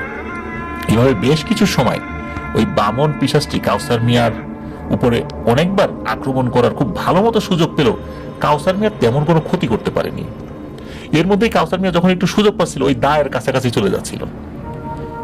একটা পর্যায়ে এসে চলেও যায়, দাটা তার হাতে চলে আসে। তখনই বামন পিশাচটি বলে ওঠে, আজকেও তোকে শেষ করতে পারলাম না রে, তবে তোর পেছন কিন্তু আমি ছাড়বো না, মনে রাখিস। যত বছরই হোক, যত সময়ই হোক, তোর মৃত্যু অবধি আমি তোর পিছনে লেগেই থাকবো। সুযোগ পেলেই আমি আমার সর্বশক্তি দিয়ে তোর উপর আক্রমণ করব। মনে রাখিস, আমাকে আঘাত করার শাস্তি আমি কিন্তু তোকে দেব। তো কাউসার মিয়া উনি তো বুঝতে পারেন যে আমল করার কারণে আল্লাহর রহমতে তার শরীরে বড় ধরনের ক্ষতি করতে না পারলেও এখানে খুব বেশিক্ষণ থাকা ঠিক হবে না। সে দা হাতে নিয়ে ক্ষেতের মাছ থেকে ব্যাগটা নিয়ে বাইরের পথে রওনা দেয়। সেই সময় বামন পিশাচটা তার পিছু পিছু আসতেও থাকে আর বলতে থাকে, কি রে কাউসার, তোর এত সাহস শক্তি, তো দাটা রেখে আয়, আর একবার লড়াই করি। তো কাউসার বলে, সেদিনকার মারের কথা কি ভুলে গেছিস?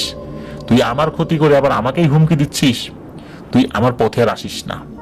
তখন আবার ওই বামন পিশাচ বলে ওঠে, তোর গরুর চেয়েও তোর অবস্থা খুব ভয়ঙ্কর হবে, মনে রাখিস। কাউসার মিয়া বলে ওঠে, আজকে যখন তুই আমার কোনো ক্ষতি করতে পারিস নাই, আল্লাহর রহমতে ইনশাল্লাহ তুই আর ক্ষতি করতে পারবিও না। সৃষ্টির সেরা জীব মানুষ, মানুষ সম্পর্কে তোর কোনো ভালো ধারণাই নেই। তো এভাবে কথা বলতে বলতে একসময় কাউসার মিয়া বাড়ির কাছাকাছি চলে আসেন। তখন পিছন দিকে তাকিয়ে দেখেন সেই পিশাচটি আর নেই। বাড়ি এসে সে তার বউকে দরজা খুলতে বলে। দরজা খুলে তার বউকে বলে সব কথা। এদিকে তার বউ মানে সে ফিল করে যে কাউসার মিয়ার শরীর থেকে খুবই দুর্গন্ধ বের হচ্ছে। তখন কাউসার মিয়াকে গোসল করিয়ে আবার ঘরে উঠায়। পিপল চুরি হলেও রাতে আর কখনো উনি মাঠে যান নাই। এরপর কেটে যায় প্রায় 10 বছর। এর মধ্যে ওই বামনটির সাথে দৃশ্যমান ভাবে আর কখনো দেখা হয়নি। উনিও রাতের বেলা খুব একটা বের হন নাই। কাউসার মিয়া ওই বামনের কথা প্রায় ভুলেই গেছে। এদিকে ওই কবিরাজের আমলগুলো উনি আর করেন না। একদিন কি হয়েছে, তার ছোট ভাইয়ের শ্বশুর বাড়ি, ছোট ভাই তো বড় হয়ে গেছে, তাকেও বিয়ে দিয়েছে, ছোট ভাইয়ের শ্বশুর বাড়ি থেকে ঘোড়ার গাড়ি করে সন্ধ্যার সময় উনি ফিরছিলেন। হঠাৎ করে জোরে বৃষ্টি শুরু হয়। বেশ সময় ধরে বৃষ্টি হওয়ায় রাস্তায় গাড়ি চলাচলের কোনো অবস্থাই ছিল না। তখন গাড়ি থেকে নেমে ওনাকে কয়েক কিলোমিটার ওই কাদা রাস্তার উপর হাঁটতে হবে। কি আর করা, উনি সিদ্ধান্ত নেন আস্তে আস্তে বাড়ির দিকে যাবেন। তখন রাত অনেক বাজে। আর 1910 সাল বা এরও পরের সময় রাত 8টা বাজুক আর 9টা বাজুক বা সন্ধ্যার পরে হোক, তখন কিন্তু অনেক রাত। তো কাউসার মিয়া একটা জায়গায় আসেন যার পাশে একটা খাল এবং আর এক পাশে ঘন জঙ্গলের মধ্যে একটা মাটির রাস্তা। এরপর বৃষ্টি হয়েছে, খুব দেখে শুনে পা ফেলতে হচ্ছে, একটু এদিক ওদিক হলেই আছাড় খেয়ে পড়ে যেতে হবে।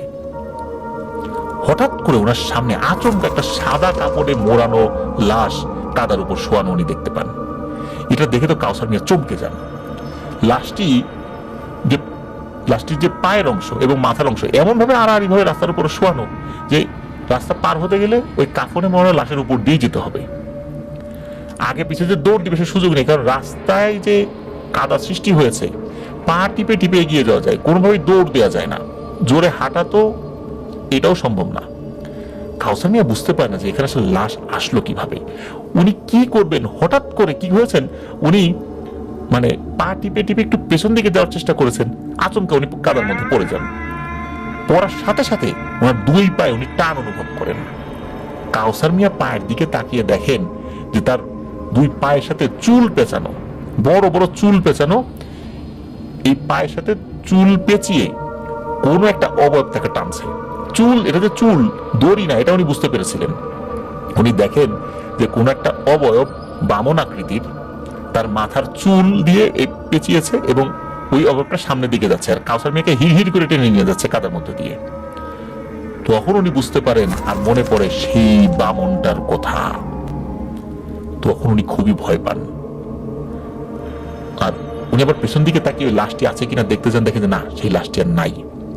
এদিকে ওই অবয়বটা তার পা টানতে টানতে খালের দিকে নিয়ে যেতে থাকে। তো এদিকে কাউসার মিয়া যখন ওই খালের দিকে নিয়ে যাচ্ছিল, রাস্তার পাশে ছোট ছোট গাছ ছিল, কাদামাটি, ঝোপঝাড়, এগুলো দিয়ে নিজেকে আটকানোর চেষ্টা করছে, কিন্তু লাভ হচ্ছিল না। একটা পর্যায়ে খালের কাছে নিয়ে আসতেই কাউসার মিয়া সে দেখে যে ওই অবয়বটা তার উপরে আক্রমণ করেছে। এতদিন কিন্তু কাউসার মিয়া অনেকটা ভুলেই গিয়েছিল তার কথা, 10 বছর তো কম সময় না। তো কাউসার মিয়া সামনে ওই অবয়বটা ভয়ঙ্কর ভাবে হাসতে থাকে। তখন কাউসার মিয়া বুঝতে পারে যে এই রাস্তায় এসে জীবনের সবচেয়ে বড় ভুলটি উনি করেছেন। আজকেই হয়তো তার জীবনের শেষ দিন। বামন ওই পিশাচটি খালের কাছে নিয়ে এসে কাউসারের গলা টিপে ধরে, কিন্তু কাউসার মিয়ার পা বামন পিশাচের চুল দিয়ে তো বেঁধে রাখার কারণে প্রতিরোধ করার মতো শক্তি উনি পাচ্ছিলেন না। তারপরও যতটুকু সম্ভব বাঁচার জন্য ওই বামন পিশাচের সাথে উনি লড়াই করে যাচ্ছিলেন। একটা পর্যায়ে কাউসার মিয়া ওই বামন পিশাচের মাথার অনেকগুলো চুল ছিঁড়ে হাতের মুঠোয় নাই, মূলত ইচ্ছাকৃত ভাবে না, ওই আক্রমণ করার কোনো কিছু করতে পারছিলেন না, ওই চুল ছেঁড়ার চেষ্টা করছিলেন। যখনই কিছুটা চুল ছিঁড়ে তার হাতের মুঠোয় চলে আসে, ঠিক সাথে সাথে তার পায়ের বাঁধন খুলে যায়, আর ওই পিশাচটি বলে ওঠে, এই কাউসার, আমার চুল দে আমাকে, খবরদার চুলটা তোর হাতে রাখিস না, আমাকে দিয়ে দে, তোকে আমি কিচ্ছু বলবো না, তোর আর কোনো ক্ষতি করবো না, এটা আমাকে দিয়ে দে। এই কথা শোনার সাথে সাথে কাউসার মিয়া বুঝতে পারে এই পিশাচটা থেকে বাঁচার একটা রাস্তা আল্লাহ তাআলা তাকে করে দিয়েছে। কাউসার মিয়া বলে, তুই আমাকে আগে বাড়ি পর্যন্ত পৌঁছে দিয়ে আয়, তাহলে আমি তোর চুল তোকে দিয়ে দেব। ওই পিশাচটা রাজি হয়। কাউসার মিয়া তাড়াতাড়ি করে খাল থেকে রাস্তায় ওঠে, দেখে সুন্দর একটা ঘোড়া দাঁড়িয়ে আছে, আর বামন ওই পিশাচটি ঘোড়া থেকে একটু সামনে দাঁড়িয়ে আছে। কাউসার মিয়া ঘোড়ায় উঠলে খুব অল্প সময়ের মধ্যে বাড়িতে পৌঁছে যায়। ঘোড়া থেকে নামার পরপরই ঘোড়াটি অদৃশ্য হয়ে যায়। এইবার ওই বামন পিশাচটি বলে, তোর হাতের চুলগুলো আমাকে দিয়ে দে। তখন কাউসার মিয়া বলে যে এই চুলগুলো তোকে দেব না, তোকে যদি এখন দিয়ে দিই তুই এবার আমাকে আক্রমণ করবি। তখন ওই পিশাচটি বলে, কাউসার, তোর কাছ থেকে আমি চুল জোর করে কেড়ে নিতে পারবো না, তুই ইচ্ছাকৃত ভাবে ফেরত না দিলে আমি তোর কাছ থেকে যদি জোর করে নিয়ে যাই তাহলেও আমার যা ক্ষতি হয়েছে সেটা ফেরত আসবে না। এই চুলগুলো যদি তোর কাছে থাকে আমি আমার সমাজে আর ফেরত যেতে পারবো না, আমার সমাজে আমার একটা সম্মান আছে। এই চুলগুলো তুই যদি ইচ্ছাকৃত ভাবে আমাকে না দিস, এই চুলগুলো আমার মাথায় লাগবে না, আর তুই যদি ইচ্ছাকৃত ভাবে ফেরত দিস তাহলে আমি আমার মর্যাদা ফেরত পাবো। এদিকে কাউসার মিয়া বলে, এই চুল তোকে আমি কখনোই দেব না, তোকে চুল ফেরত দিলে তুই আবার আমার ক্ষতি করবি। এদিকে বামন পিশাচটা অনেক কান্নাকাটি অনুনয় বিনয় করে, কিন্তু কাউসার মিয়া তাকে চুল আর ফেরত দেয় না। ওই বামন পিশাচটি চলে যায়। এরপরেও কেটে যায় প্রায় 20 বছর। এর ভিতরে কিন্তু অনেকবার ওই বামন পিশাচটি স্বপ্নের মধ্যে এসেছে, বাস্তব এসেছে, অনেক কান্নাকাটি করেছে, কিন্তু কাউসার মিয়া তাকে চুল আর ফেরত দেয় নাই। কারণ চুল ফেরত নেওয়ার পর আবার যদি তার ক্ষতি করে, এই ভয় ওই চুলগুলো খুব যত্ন করে গোপন একটা জায়গায় রেখে দিয়েছে। 1930 সাল বা এর আশেপাশের কোন একটা সময় একদিন রাতের বেলা তার নাম ধরে বাড়ির বাইরে থেকে ডাক আসে। কাউসার মিয়া বের হয়ে দেখেন তাদের মসজিদের ইমাম সাহেব ডাকছেন। ইমাম সাহেব ওনাকে একটু বাইরে আসতে বলেন, উনিও যান। ইমাম সাহেব কাউসার মিয়াকে বলেন, কাউসার মিয়া চল একটু মসজিদে যে আপনার সাথে কথা আছে। তো মসজিদে নিয়েও যান। তো কাউসার মিয়া কারণ জিজ্ঞেস করলে বলেন, আসেন, বিস্তারিত বলছি পরে মসজিদে যাওয়ার পরে। তো কাউসার মিয়া জানতেন তাদের ইমাম সাহেব খুব ভালো একজন আলেম। আর মসজিদে পৌঁছানোর পর উনি হাতের একটা ইশারা দিলেন, ইশারা দিয়ে দুজনকে আসতে বললেন, এই তোমরা আসো দুইজন। তো দেখলেন যে স্বাভাবিকভাবে দুইজন মানুষ এসেছেন, তারাও পাঞ্জাবি পায়জামা পরিহিত, সুদর্শন যুবক আর কি। তো দুইজন আসার পর কাউসার মিয়া ওদের দুইজনকে সালাম দিলেন, ওনারা সালামের জবাব নিলেন। তো তখন ইমাম সাহেব কাউসার মিয়াকে উদ্দেশ্য করে বলেন, এরা খুবই ভালো জিন, আমার বন্ধু জিন এবং খুব পরহেজগার জিন। ওরা একটা ভালো প্রস্তাব নিয়ে আমার কাছে এসেছে। সেটা হচ্ছে, তুমি একটা বামনের চুল রেখে দিয়েছো, যদি তুমি ওই চুলটা বামনকে ফেরত দাও তাহলে খুব ভালো হয়। তখন কাউসার মিয়া সব ঘটনা বলে, মানে বলা শুরু করেছে। তখন ইমাম সাহেব বলে, আমি তো সব বিষয়টা জানি, আমি বিস্তারিত সবকিছু শুনেছি। শোনো, তোমাকে একটা কথা বলি। সেটা হলো, এই যে বামন পিশাচটি, ওর গোত্র থেকে বিচ্যুত হয়ে এলোমেলো ভাবে ঘুরে বেড়াতো। যেহেতু ওর চুল তোমার কাছে, এই জন্য ওর গোত্রের জায়গা পায় নাই। এইভাবে বিভিন্ন জায়গায় ঘুরে বেড়াতো। একটা পর্যায়ে খুব ভালো একজন দরবেশের সে সাক্ষাৎ পায়। সে দরবেশও খুব ভালো আলেম।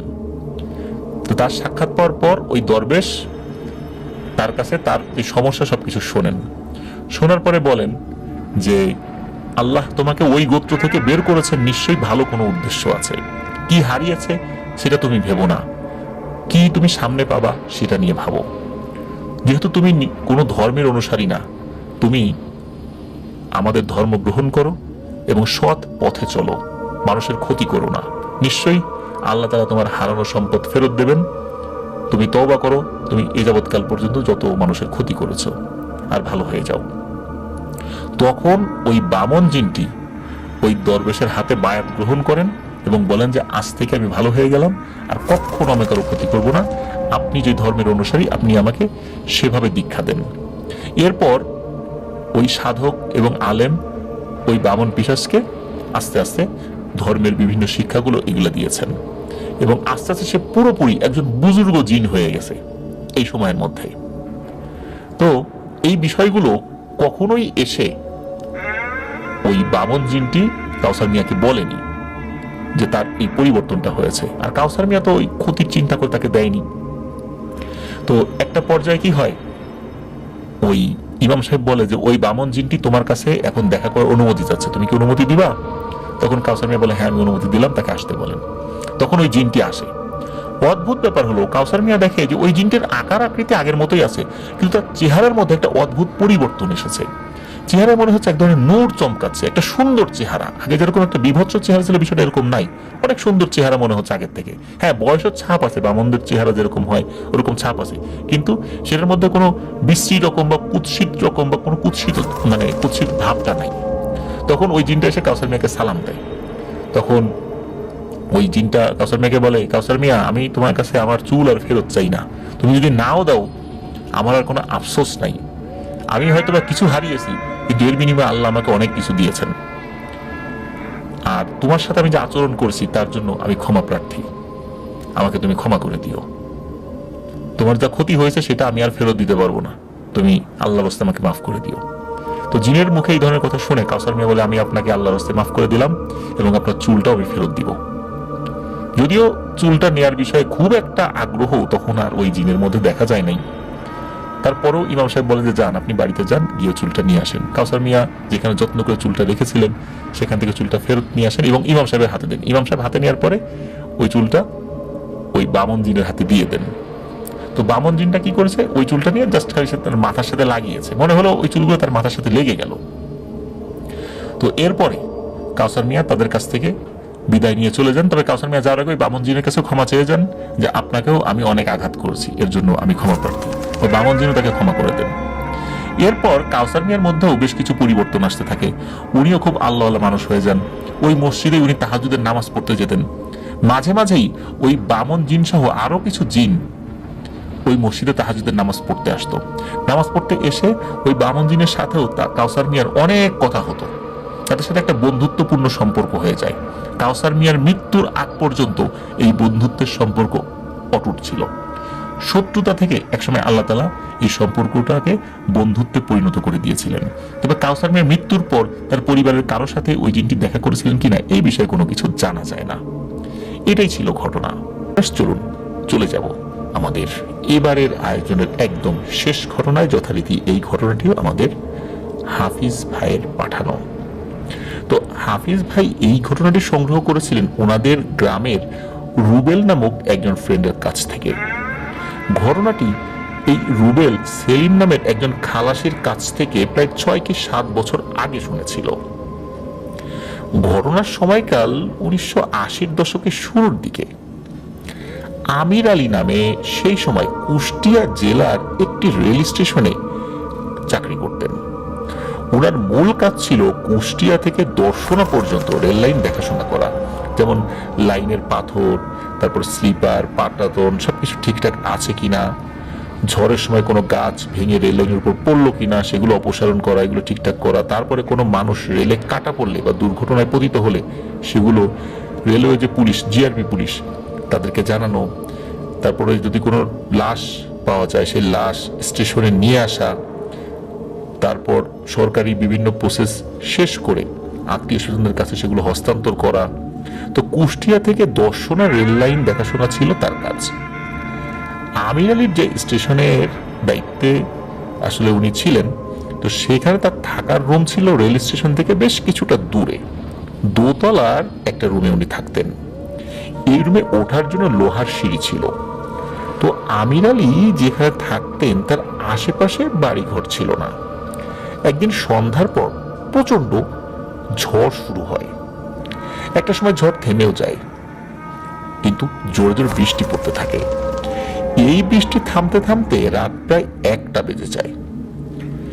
বৃষ্টি থামলে উনি ব্যাটারি চালিত একটি টর্চ লাইট নিয়ে রুমের তালা মেরে বাইরে বেরিয়ে পড়েন। উদ্দেশ্য হচ্ছে রেল স্টেশনে থাকা খালাসিদের সাথে নিয়ে রেল লাইনে ভেঙে পড়া গাছগুলো সরিয়ে দিয়ে লাইন ক্লিয়ার করা, কোনো গাছ ভেঙে পড়েছে কিনা সেগুলো দেখা, যদি পড়ে থাকে সেগুলো ক্লিয়ার করবে আর কি। তো আমির আলী কিছু দূর হাঁটার পর দূর থেকে একটা আওয়াজ শুনতে পান। মনে হচ্ছে কোন একটা বিড়ালের বাচ্চা খুব করুণ সুরে কান্নাকাটি করছে এবং কান্নার আওয়াজটা খুব জোরে। অনেক সময় আমরা কিন্তু বিড়ালের আওয়াজ শুনি, মাঝে মাঝে সেটা মানুষের কান্নার মতো মনে হয়। আমির সাহেব কিছুটা সামনের দিকে এগিয়ে যান এবং দেখতে পান একটা বিড়াল রেল লাইনের উপর দুটুকরো হয়ে পড়ে আছে। পাশেই বিড়াল একটা বাচ্চা কান্না করছে, আর উনি এতক্ষণ বিড়ালের সেই কান্নার আওয়াজটাই শুনতে পাচ্ছিলেন। উনি বুঝতে পারেন যে বৃষ্টির মধ্যে যে ট্রেনটি গিয়েছে সেই ট্রেনের আঘাতেই ওই বিড়ালটি কাটা পড়েছে। আমির আলী দেখেন বিড়ালের বাচ্চাটি পানিতে ভিজে ঠকঠক করে কাঁপছে ঠান্ডায়, আর এর মধ্যে তো আবার গুড়ি গুড়ি বৃষ্টিও শুরু হয়ে গেছে। ওনার ওই বিড়ালির বাচ্চাটিকে দেখে খুব মায়া হয়। উনি সরিয়ে থাকা চাদরটি খুলে বিড়ালের বাচ্চাটিকে জড়িয়ে ধরে উনি ওনার রুমে নিয়ে আসেন এবং অন্যান্য খালাসিদেরকে বলেন যে রেল লাইনের উপরে গাছ টাছ পড়েছে কিনা সেগুলো দেখে সেগুলো ক্লিয়ার করে দিতে। তো গামছা দিয়ে বিড়ালের বাচ্চা গা পরিষ্কার করে কাঁথা দিয়ে ঢেকে উনি ওনার রুমের যে থাকার যে খাটটা, এই খাটের এক পাশে বিড়ালের বাচ্চাটিকে রেখে উনি আবারও বৃষ্টি থামার অপেক্ষা করতে থাকেন। কিন্তু এক পর্যায়ে বৃষ্টি আরো জোরে আসলে আমির আলী ও বিড়ালের বাচ্চার সাথে উনিও ঘুমিয়ে পড়েন। বিড়ালের বাচ্চাটাও একটা পর্যায়ে ঘুমিয়ে যায়। ভোরবেলা বাসার নিচ থেকে একজন ডাকতে থাকেন, তার ডাকে আমির আলীর ঘুম ভাঙে। আমির আলী বাইরে তাকিয়ে দেখে একজন খালাসি তাকে ডাকতে এসেছে। উনি জানালাগুলো খুলে দিয়ে, যেহেতু গেল রাত্রে বৃষ্টি হচ্ছে তাই জানালা বন্ধ ছিল, তো দরজা বাইরে থেকে বন্ধ করে দিয়ে খালাসি ওই লোকের সাথে চলে যান। উনি রেল লাইনের যাবতীয় কাজ শেষ করে যখন ওনার রুমে ফিরছিলেন, উনি দেখেন ছোট বিড়ালটি সেই রেল লাইনের পাশে মা বিড়ালটির ওই দু টুকরো হয়ে থাকা ওই লাশের পাশে চুপচাপ বসে আছে আর নীরবে চোখের পানি ফেলছে। এবার আর সে চিৎকার করে কান্নাকাটি করছে না। মূলত আমির আলী ওই যে ঘরের জানালা খুলে এসেছিলেন, ওই দিক দিয়েই বাচ্চা বিড়ালটি বের হয়ে এসেছে। আমির আলী বিড়ালটির বাচ্চা এটাকে সাথে নিয়ে আবারও রুমে চলে আসেন এবং কোদাল নিয়ে আসেন। ওই বিড়ালের বাচ্চাটিকে উনি সাথে করে নিয়ে আসেন আর কি, যখন আবার ফেরত আসেন। তো বাচ্চাটিকে সাথে নিয়ে আসার পর আবার ওই যে দুটুকরো বিড়ালের কাছে উনি এসেছেন, এসে কোদাল দিয়ে একটা গর্ত করেছেন রেল লাইনের পাশে, ছোট একটা গর্ত। ওই গর্তে ওই মা বিড়ালটিকে কবর দেন উনি। মূলত এই বিড়ালটির ডেড বডিটাকে এই কারণে পুঁতে ফেলেছিলেন, কারণ হচ্ছে বাচ্চা বিড়ালটা বারবার এখানে চলে আসছিল তার মায়ের কাছে।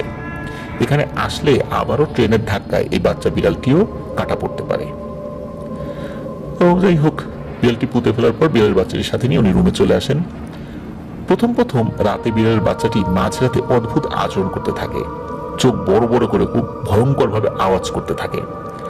আমির আলী প্রথম প্রথম বিড়ালের এই আচরণে বিরক্ত হলেও আস্তে আস্তে বিড়ালের বাচ্চাটি স্বাভাবিক আচরণ শুরু করে। এক সময় আমির আলীও বিড়ালের এই আচরণের সাথে অনেকটা অভ্যস্ত হয়ে যান। এক সময় বিড়াল আর আমির আলীর মধ্যে একটি ভালোবাসার বন্ধন তৈরি হয়। বিড়ালের বাচ্চাটির জন্য প্রতিদিন আলাদা আলাদা খাবার নিয়ে আসতেন তিনি। যেখানেই যেতেন প্রায় সময় বিড়ালটিকে সাথে করে নিয়ে যেতেন, কারণ বিড়ালটির মা এভাবে কাটা পড়ে মারা গেছে। কিভাবে সে কান্না করছিল, একদম মানুষের বাচ্চার মতো। এটা দেখে তার খুব মায়া হয়েছিল। এরপর বিড়ালের বাচ্চাটি মাঝে মাঝে রাতের বেলা অস্বাভাবিক আচরণ করতো, সেই আচরণটাও স্বাভাবিক হয়ে গেল। সবকিছুই উনি মানিয়ে নিয়েছিলেন আসলে। তো এভাবে কেটে যায় প্রায় 6 মাসের মতো। একদিন আমির আলী মাঝরাতে ঘুম ভেঙে ওনার ঘুম ভেঙে যায়, উনি জেগে ওঠেন। অনেক সময় ঘুম ভাঙার পর আমাদের শরীরের মধ্যে অস্থিরতা কাজ করে না, অনেক চেষ্টা করার পরও ঘুম আসতে যাচ্ছে না, এরকম একটা সমস্যা ওনার দেখা দেয় ওই রাত্রে। উনি চিন্তা করেন বাইরে থেকে একটু হেঁটে আসি, তাহলে হয়তো ভালো লাগবে। তো এরকম ঘটনা তো ওনার সাথে আগেও হয়েছে। যখনই ঘুম আসে নাই বা ঘুম ভেঙে গেছে, অস্থিরতা লাগছে, তখনই বাইরে গিয়ে রেল লাইনে একটু হাঁটাহাঁটি করে আবার এসে শুয়ে পড়েন। তো উনি রুমের দরজা আস্তে করে খুলেছেন, কারণ হচ্ছে বিড়ালের বাচ্চাটি কিন্তু তখনও ঘুমাচ্ছে। যদি জোরে শব্দ হয় তাহলে বিড়ালের বাচ্চার ঘুম ভেঙে যাবে। তো বাইরে বের হয়ে আমির আলী একটা জিনিস দেখে, মনে হচ্ছে নিচ তলায় দুটো সাদা সাপ আকৃতির কিছু একটা শুয়ে আছে। যেহেতু আশেপাশে ঝোপঝাড় রয়েছে, সেই হিসাবে সাপ আসতেই পারে। আমির আলী কি করেন, রুমের ভেতর থেকে একটা টর্চ লাইট নেন, আর আগে থেকে রুমের ভেতর থেকে একটা লাঠি হাতে নিয়ে বের হন। উনি আস্তে করে রুম থেকে বেরিয়ে নিচে নামেন। এরপরই উনি ওই সাপের উপর টর্চ লাইট মেরেছেন। টর্চ লাইট মারার সাথে সাথে ওই সাপ দুটি নড়ে উঠেছে, কিন্তু ওইখান থেকে পালাতে পারছে না। আমির আলী কি করছেন, লাঠি দিয়ে ওই দুটি সাপের মাথায় পরপর আঘাত করতেই থাকেন।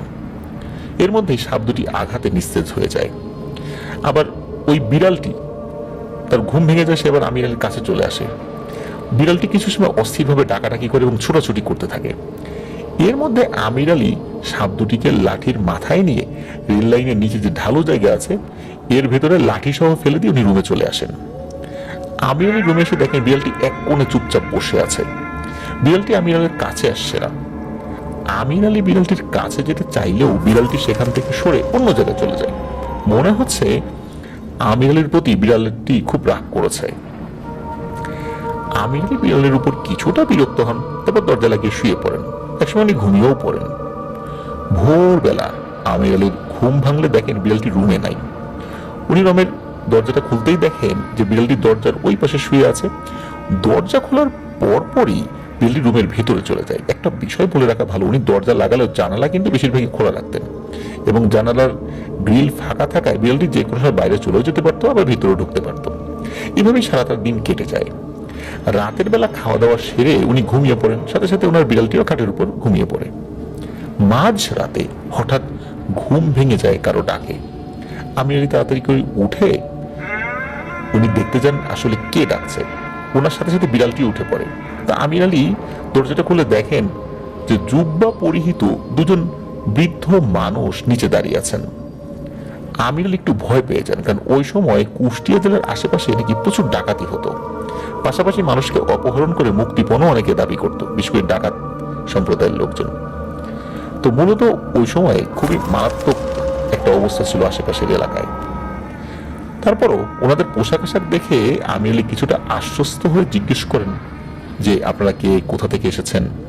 তো অপর প্রান্ত থেকে উত্তর আসে, আপনি আমাদেরকে চিনবেন না, আমরা পাশের গ্রামেই থাকি। আমাদের প্রতিবেশী একটা মেয়েকে খুঁজে পাওয়া যাচ্ছিল না, তাই তার পরিবারের অনুরোধে আমরা আলাদা আলাদা গ্রুপ করে খুঁজতে বের হই।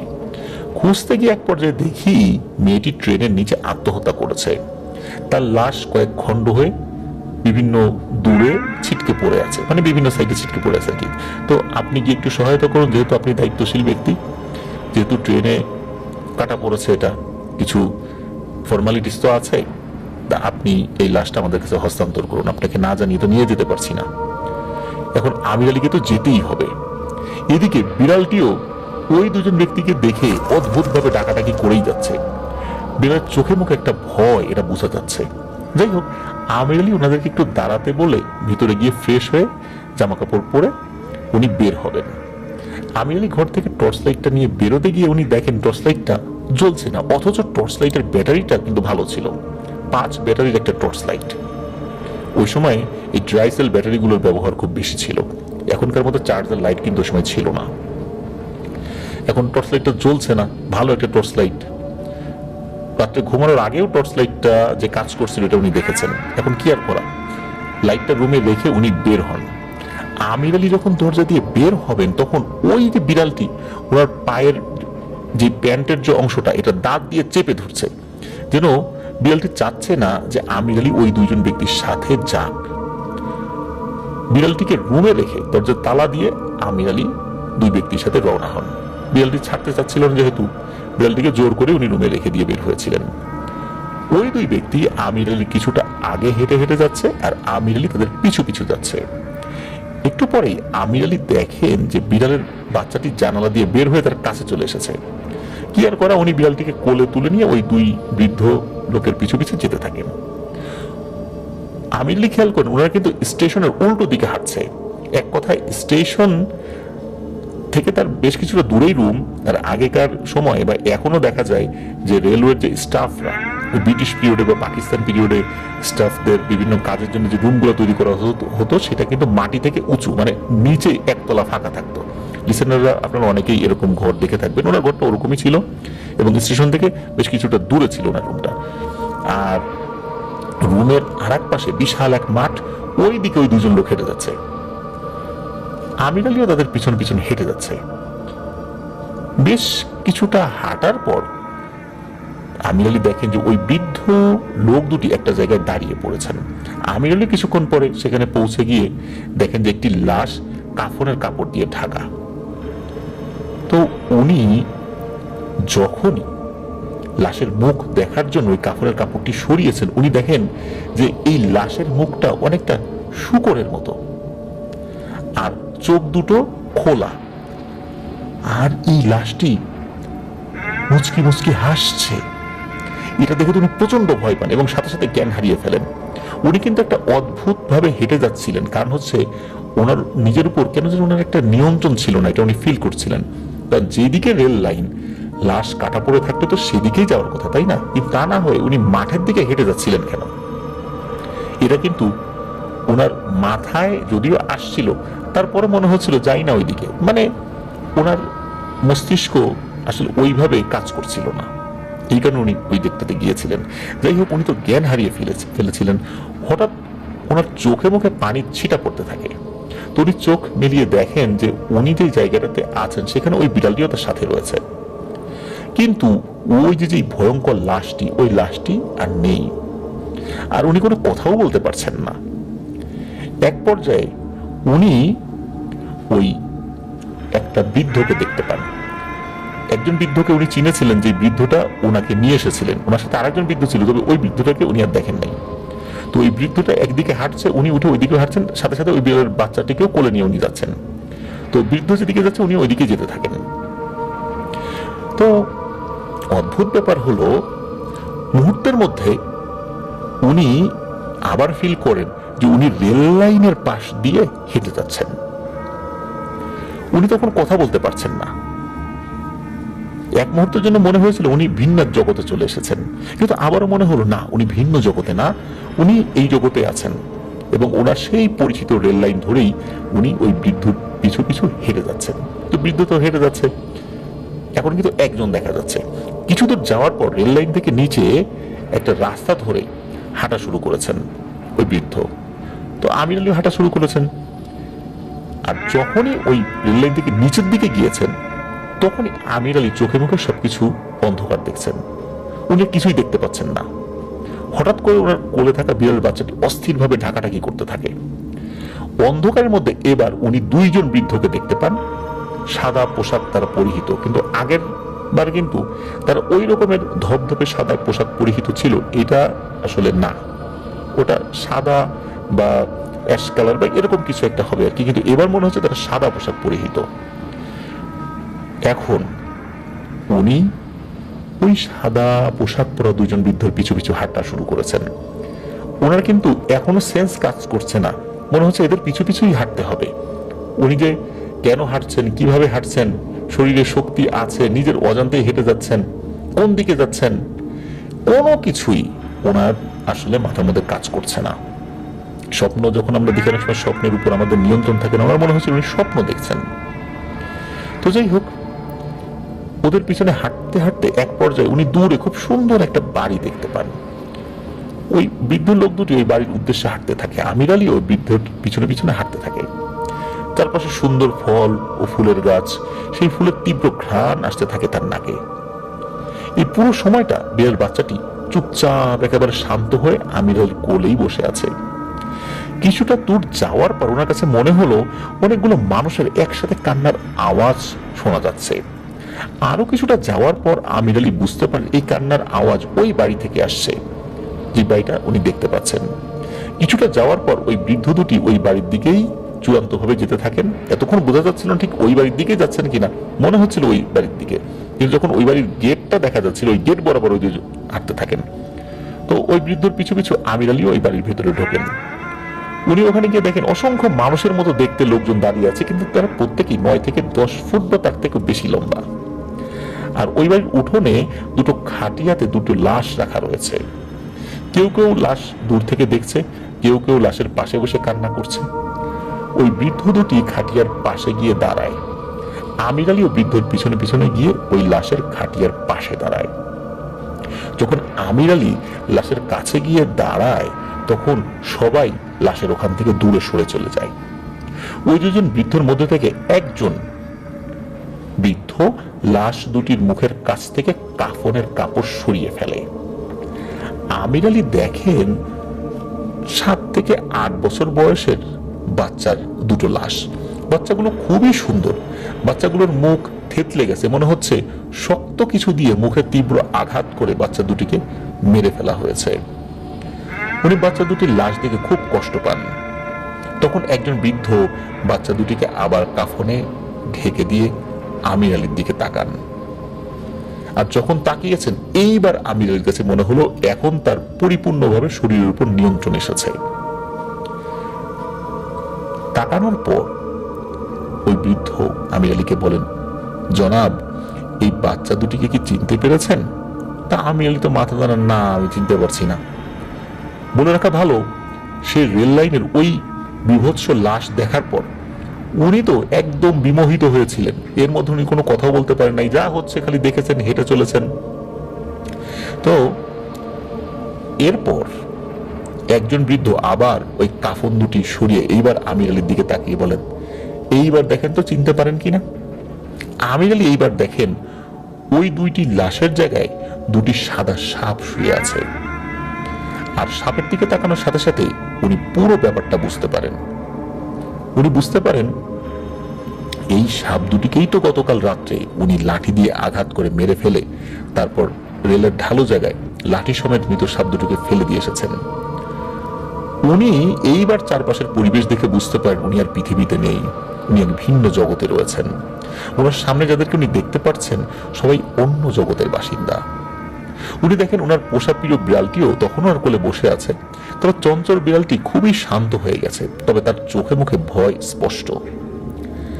আমির আলী দেখেন ওখানকার সবাই ওনার দিকে খুব রাগান্বিত ভাবে তাকিয়ে আছে। উনি এটা দেখে তো কান্নাকাটি শুরু করেন। এর মধ্যে একজন বলে ওঠে, লাশ দাফনের সময় হয়ে গেছে, আর এই মানুষটিকে এখনই লোহার শিকল দিয়ে বেঁধে ফেলো। বলতে না বলতে একজন কোথা থেকে এসে লোহার শিকল দিয়ে তার হাত পা পুরো শরীর বেঁধে ফেলে। এর মধ্যে বিড়ালের বাচ্চাটিও তার কোলের থেকে নেমে গিয়েছে, যেহেতু তার হাত পা বেঁধে ফেলছিল, এবং ওই বাচ্চাটি প্রতিটি জিনের পায়ের কাছে গিয়ে দাঁড়ায়, কারণ ওগুলো তো জিনই ছিল, আর আওয়াজ করতে থাকে, মিউ মিউ করতে থাকে। ওই বিড়ালটি এমন ভাবে আওয়াজ করছিল মনে হচ্ছিল সে বলছে আমার মনিবকে ছেড়ে দাও, কি অপরাধ করেছে সে। কিন্তু জিনগুলো কিন্তু একদম চুপচাপ হয়ে আছে। এরপর বিড়ালটি কি করেছে, আমির সাহেবের ঘাড়ে উঠে পড়ে, যেহেতু তার হাত পা বাঁধা। উপস্থিত জিনদের কয়েকজন এসে খাটিয়া উপরে নিয়ে চলতে শুরু করে। আমির আলীর ভাষ্য মতে মানুষ যেভাবে লাশ নিয়ে কবরস্থানে যায় তারা ঠিক সেভাবেই ওই লাশ দুটি নিয়ে কবরস্থানের দিকে রওনা হয়। এর মধ্যে একজন বলে, ওই মানুষটাকেও কবরস্থানে নিয়ে আসো, ওখানে আমাদের সর্দার আসবেন, দাফন করার পর তিনি মানুষটির বিচার করবেন। তখন আমির আলীকেও কয়েকটা জিন ধরে লাশের পেছনে পেছনে নিয়ে আসে। ওই লাশটিকে নিয়ে সবাই রওনা হয়ে পিছনে পিছনে অনেক জিন কিন্তু যাচ্ছিল। আমির আলীকে শিকল দিয়ে বেঁধে কিছু জিন সবার শেষে নিয়ে যাচ্ছে, আর সবার চোখেই আমির আলীর প্রতি রাগ আর তীব্র ঘৃণা দেখা যাচ্ছিল। বেশ কিছুটা যাওয়ার পর একটা নদীর পাশে একটা ফুলের বাগান দিয়ে সাজানো একটা কবরস্থানে সবাই চলে আসে। এই নদীর পাশে বিশাল বিশাল কয়েকটি গাছও দেখা যাচ্ছে। এই গাছের নিচে সবাই বেশ কিছু সময় চুপচাপ দাঁড়িয়ে থাকে। একটু পরে ঘোড়ায় চড়ে একজন খুবই বৃদ্ধ জিন আসেন।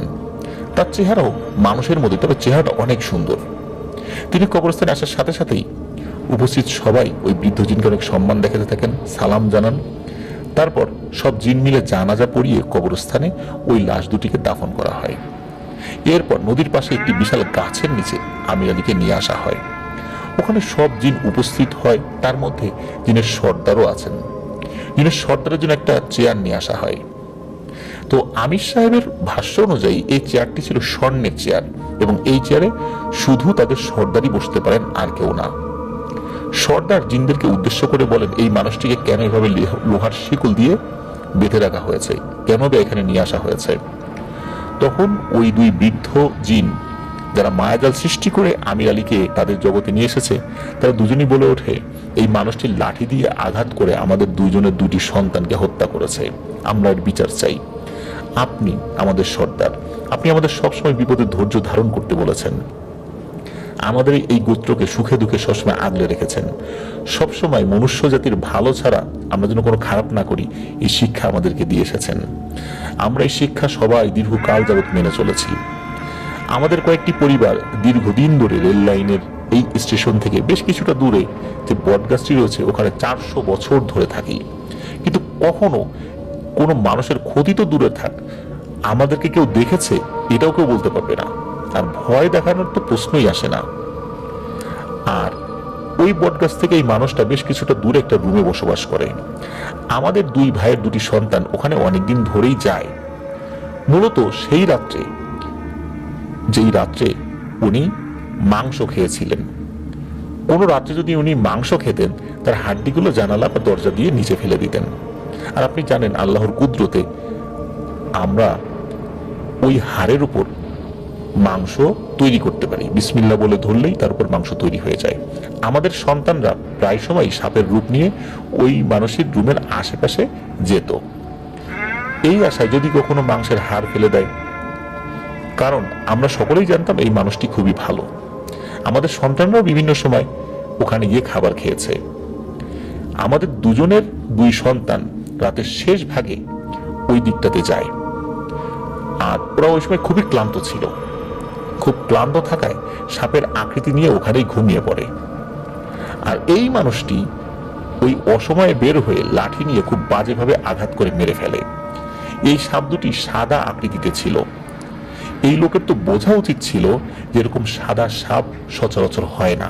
তাকে দেখেই কিন্তু মনে হয় যে সে একজন জ্ঞানী ব্যক্তি, কিন্তু তার এই আচরণে মনে হলো না সে জ্ঞানী ব্যক্তি। সে কিন্তু বুঝতে পেরেছিল যে এই সাপ দুটি অন্য কিছু হতে পারে, তারপরেও সে নির্মমভাবে লাঠি দিয়ে আঘাত করে আমাদের দুই ভাইয়ের দুই সন্তানকে হত্যা করে। আমাদের বাচ্চারা যখন সঠিক সময় বাসায় না আসে তখন আমরা খোঁজাখুঁজি শুরু করি। প্রথমেই আমরা এই মানুষটির রুমের আশেপাশে খোঁজা শুরু করি, কারণ আমাদের এই সন্তানরা ওই মানুষটির রুমের আশেপাশে ছাড়া কোথাও তেমন একটা যেত না, কারণ ওখানে খাবার পেত মাঝে মাঝে, এই আশাই যেত। আমরা যখন তার রুমের নিচে রক্ত দেখতে পাই তখনই বুঝি আমাদের সন্তানদের সাথে খারাপ কিছু হয়েছে। তখন আশেপাশে খোঁজা শুরু করি। পাশেই একটা জঙ্গলে আমাদের সন্তানদের মৃত অবস্থায় পাই, আর পাশেই যে লাঠি দিয়ে আঘাত করা হয়েছে সেটি পড়ে রয়েছে। আমরা লাঠি দেখে এবং রুমের সামনে রক্ত দেখে বুঝতে পারি এই ব্যক্তি আমাদের সন্তানদেরকে হত্যা করেছে, কারণ অনেক রাত বেড়াতে এই লাঠিটা হাতে করে এই ব্যক্তিটা চলাচল করত। তারপরও নিশ্চিত হওয়ার জন্য আমরা তার উপর শক্তিশালী এক জিন ভাইকে পাঠাই, যে দিনের বেলাতেও দুনিয়ার জগতে মানুষের রূপ ধরে চলাচল করতে পারে। এক পর্যায়ে মানুষের সাথে কথা বলার মাধ্যমে ওই ভাই জানতে পারেন যে গত রাত্রে দুটি সাপ মেরে ফেলা হয়েছে। মূলত ওই ভাই খুবই গোপনে এবং আমির আলীর খুব পরিচিত একজন মানুষের সুরতে আমির আলীর সাথে কৌশলে কথা বলেছিলেন, যেটা আমির আলী মোটেও বুঝতে পারেননি। উনি নিজেই স্বীকার করেছিলেন রাতের বেলা উনি দুটি সাপ মেরেছিলেন। তারপর সেই জিন ভাই আমাদেরকে এসে নিশ্চিত করেন যে আমির আলী তাদের সন্তানকে হত্যা করেছে।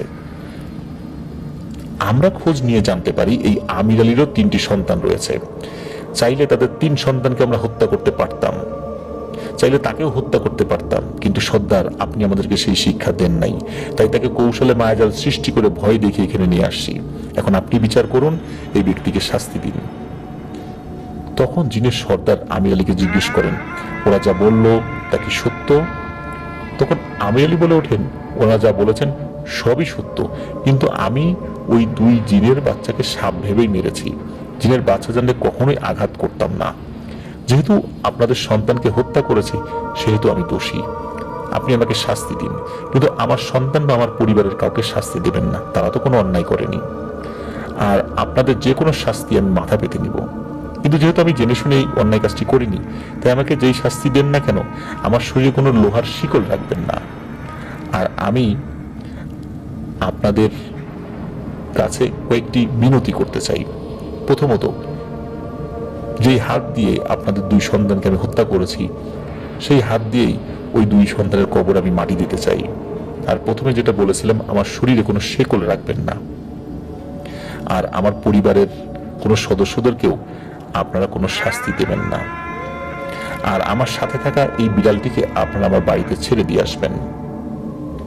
তো জিনের সর্দার সবকিছু মেনে নেন এবং তাকে 17 বছরের কারাদণ্ড দেন। তাকে রাতের বেলা একটা পাহাড়ে থাকতে হবে, মানে ওখানে একটা কারাগারে বন্দী থাকবে, এবং দিনের বেলা যাদের সন্তানকে উনি হত্যা করেছেন তাদের ভেড়ার মতো দেখতে কিছু প্রাণীর পালকে দেখাশোনা করতে হবে। ওই সর্দার বলেন, তোমাকে মৃত্যুদণ্ড বা আজীবন কারাদণ্ড দেওয়া উচিত ছিল। এই কারণে উচিত ছিল যে 2টো সাপ সাদা আকৃতি দেখার পরও তোমার মনের মধ্যে ভিন্ন রকমের চিন্তা উদিত হয়নি। এটা তোমার জ্ঞানের স্বল্পতা, তোমার এলেমের ঘাটতি, এটাও একটা বড় ধরনের অপরাধ। তুমি কেন জানো নাই? তারপরও সবকিছু বুঝে শুনে মনে হয়েছে তুমি সম্পূর্ণ অজ্ঞতাবশতই কাজটি করেছো।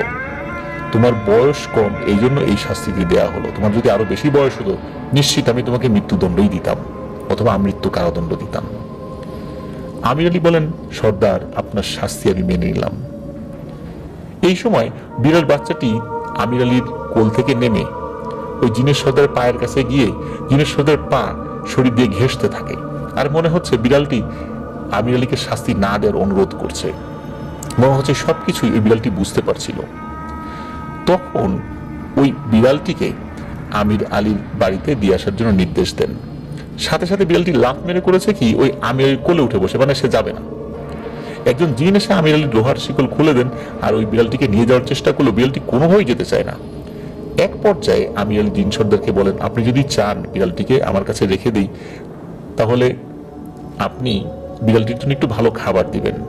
যেহেতু বিড়ালের বাচ্চাটি কোনো অন্যায় করেনি, শুধু আমার ভালোবাসার জন্য বিড়ালের বাচ্চাটি আমার সাথে থাকতে চায়, তাই আপনি অনুমতি দিলেও থাকুক এবং ওর জন্য একটু ভালো খাবারের ব্যবস্থা করবেন।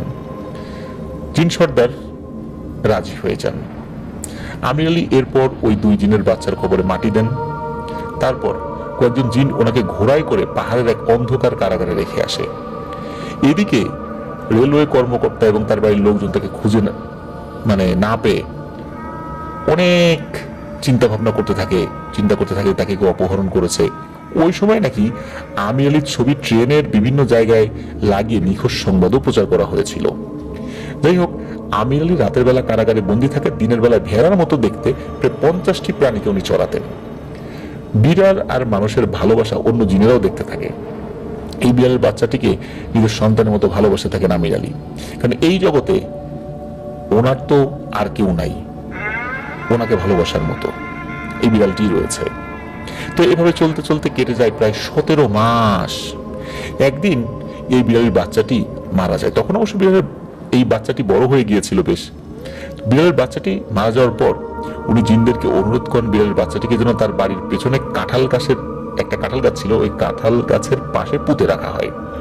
জিনরা আমির আলীর কথা রাখে, তার কথা মতো তার বাড়ির পেছনে বিড়াল বাচ্চাটিকে পুঁতে রেখে আসে। এরপর আমির আলী খুব কান্নাকাটি করতে থাকে, এক প্রকার খাওয়া দাওয়া বাদ দিয়ে দেয়। কিন্তু উনি ওনার দায়িত্ব ঠিকভাবে পালন করতে থাকেন, কিন্তু বেশিরভাগ সময় বিড়ালটির জন্য উনি কাঁদতে থাকেন। এটা দেখে অন্য জিনদের মনেও মায়া হয়। তারা বিষয়টা সেই দুই সন্তানের যে পরিবার, ওই পরিবারকে জানান, মূলত তাদের পিতামাতাকে জানান, এবং ওই জিনেরা বলেন যে আমির আলী খুবই ভালো মনের একজন মানুষ, একটা বিড়ালের মৃত্যুতে সে কাঁদতে কাঁদতে চোখ ফুলিয়ে ফেলেছে, খাওয়া দাওয়া ছেড়ে দিয়েছে। তো এই ব্যক্তি ভুল করেই তোমার সন্তানদেরকে হত্যা করেছে, আমরা চাই তোমরা তাদেরকে ক্ষমা করে দাও। তোমরা ক্ষমা করলে জিনের সর্দার বা আমাদের সর্দার উনিও ক্ষমা করে দিবেন। আল্লাহ ক্ষমাশীলদেরকে পছন্দ করেন, হয়তো এই ওসিলায় আল্লাহ তোমাদেরকে আরো ভালো সন্তান দান করবেন। এই কথা শুনে ওই জিন দুজনের মনে নরম হয়ে যায়। তারাও বলে চলো জিন সর্দারের কাছে তার সাথে দেখা করে তাকে মুক্তি দেওয়ার অনুরোধ করব। তো জিন সর্দার ওই দুই জিনের আচরণে খুব খুশি হন যে তোমরা তাদেরকে ক্ষমা করেছ।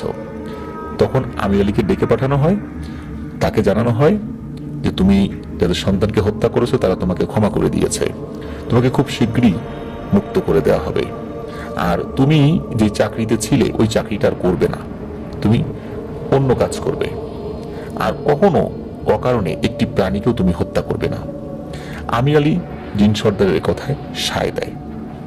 তারপর জিনেরা আমির আলীকে একটা সুন্দর রুমের মধ্যে ঘুমাতে দেন, যেহেতু তার শাস্তি মাফ হয়ে গেছে সেহেতু তাকে একটা সুন্দর রুমের মধ্যে ঘুমাতে দেয়। আগে কিন্তু এরকম সুন্দর রুমে তাকে ঘুমাতে দেওয়া হয়নি। এক পর্যায়ে আমির আলী ঘুমিয়ে যান, হঠাৎ পাখির কিচিরমিচির শব্দে ওনার ঘুম ভেঙে যায়। উনি দেখেন সেই বিড়ালটি যেখানে তাকে ওই বিড়ালটিকে পুঁতে রাখা হয়েছিল, তো তিনি সেইখানে বিড়ালটিকে যেখানে পুঁতে রাখা হয়েছিল ওখানে দেখেই বোঝা যাচ্ছে যে ওইখানে কোনো কিছু পুঁতে রাখা হয়েছে। উনি কিন্তু বুঝতে পেরেছিলেন যে এই জায়গাটি বিড়ালটিকে পুঁতে রাখা হয়েছে, ওই ঠিক কাঁঠাল গাছের নিচে উনি নিজেকে আবিষ্কার করেন, আর তার সামনেই তার বাড়ি। উনি বুঝতে পেরেছেন জিনেরা সত্যি তাকে ক্ষমা করে বাইরে দিয়ে গেছে। উনি তো বাড়িতে যখন গিয়েছেন সবাই তো তাকে এতদিন পরে পেয়ে খুশিতে আত্মহারা, এবং অনেকের মনে কিন্তু বিভিন্ন ধরনের প্রশ্ন। উনি সবাইকে সব কথা খুলে বলেন। এরপর উনি চাকরি ছেড়ে দেন, 5 ওয়াক্ত নামাজি হয়ে যান, এবং সবসময় বিনা কারণে পশু পাখি মারতে নিষেধ করতেন। এই যে সেলিম, যিনি ঘটনাটি বলেছিলেন এই রুবেলের কাছে, তো তার সাথে 2007 সালে নাকি এই আমির সাহেবের দেখা হয়েছিল। তখন উনি সুস্থ ছিল, এখন উনি সুস্থ আছেন কিনা বা জীবিত আছেন কিনা এই বিষয়ে কিছু জানা যায়নি।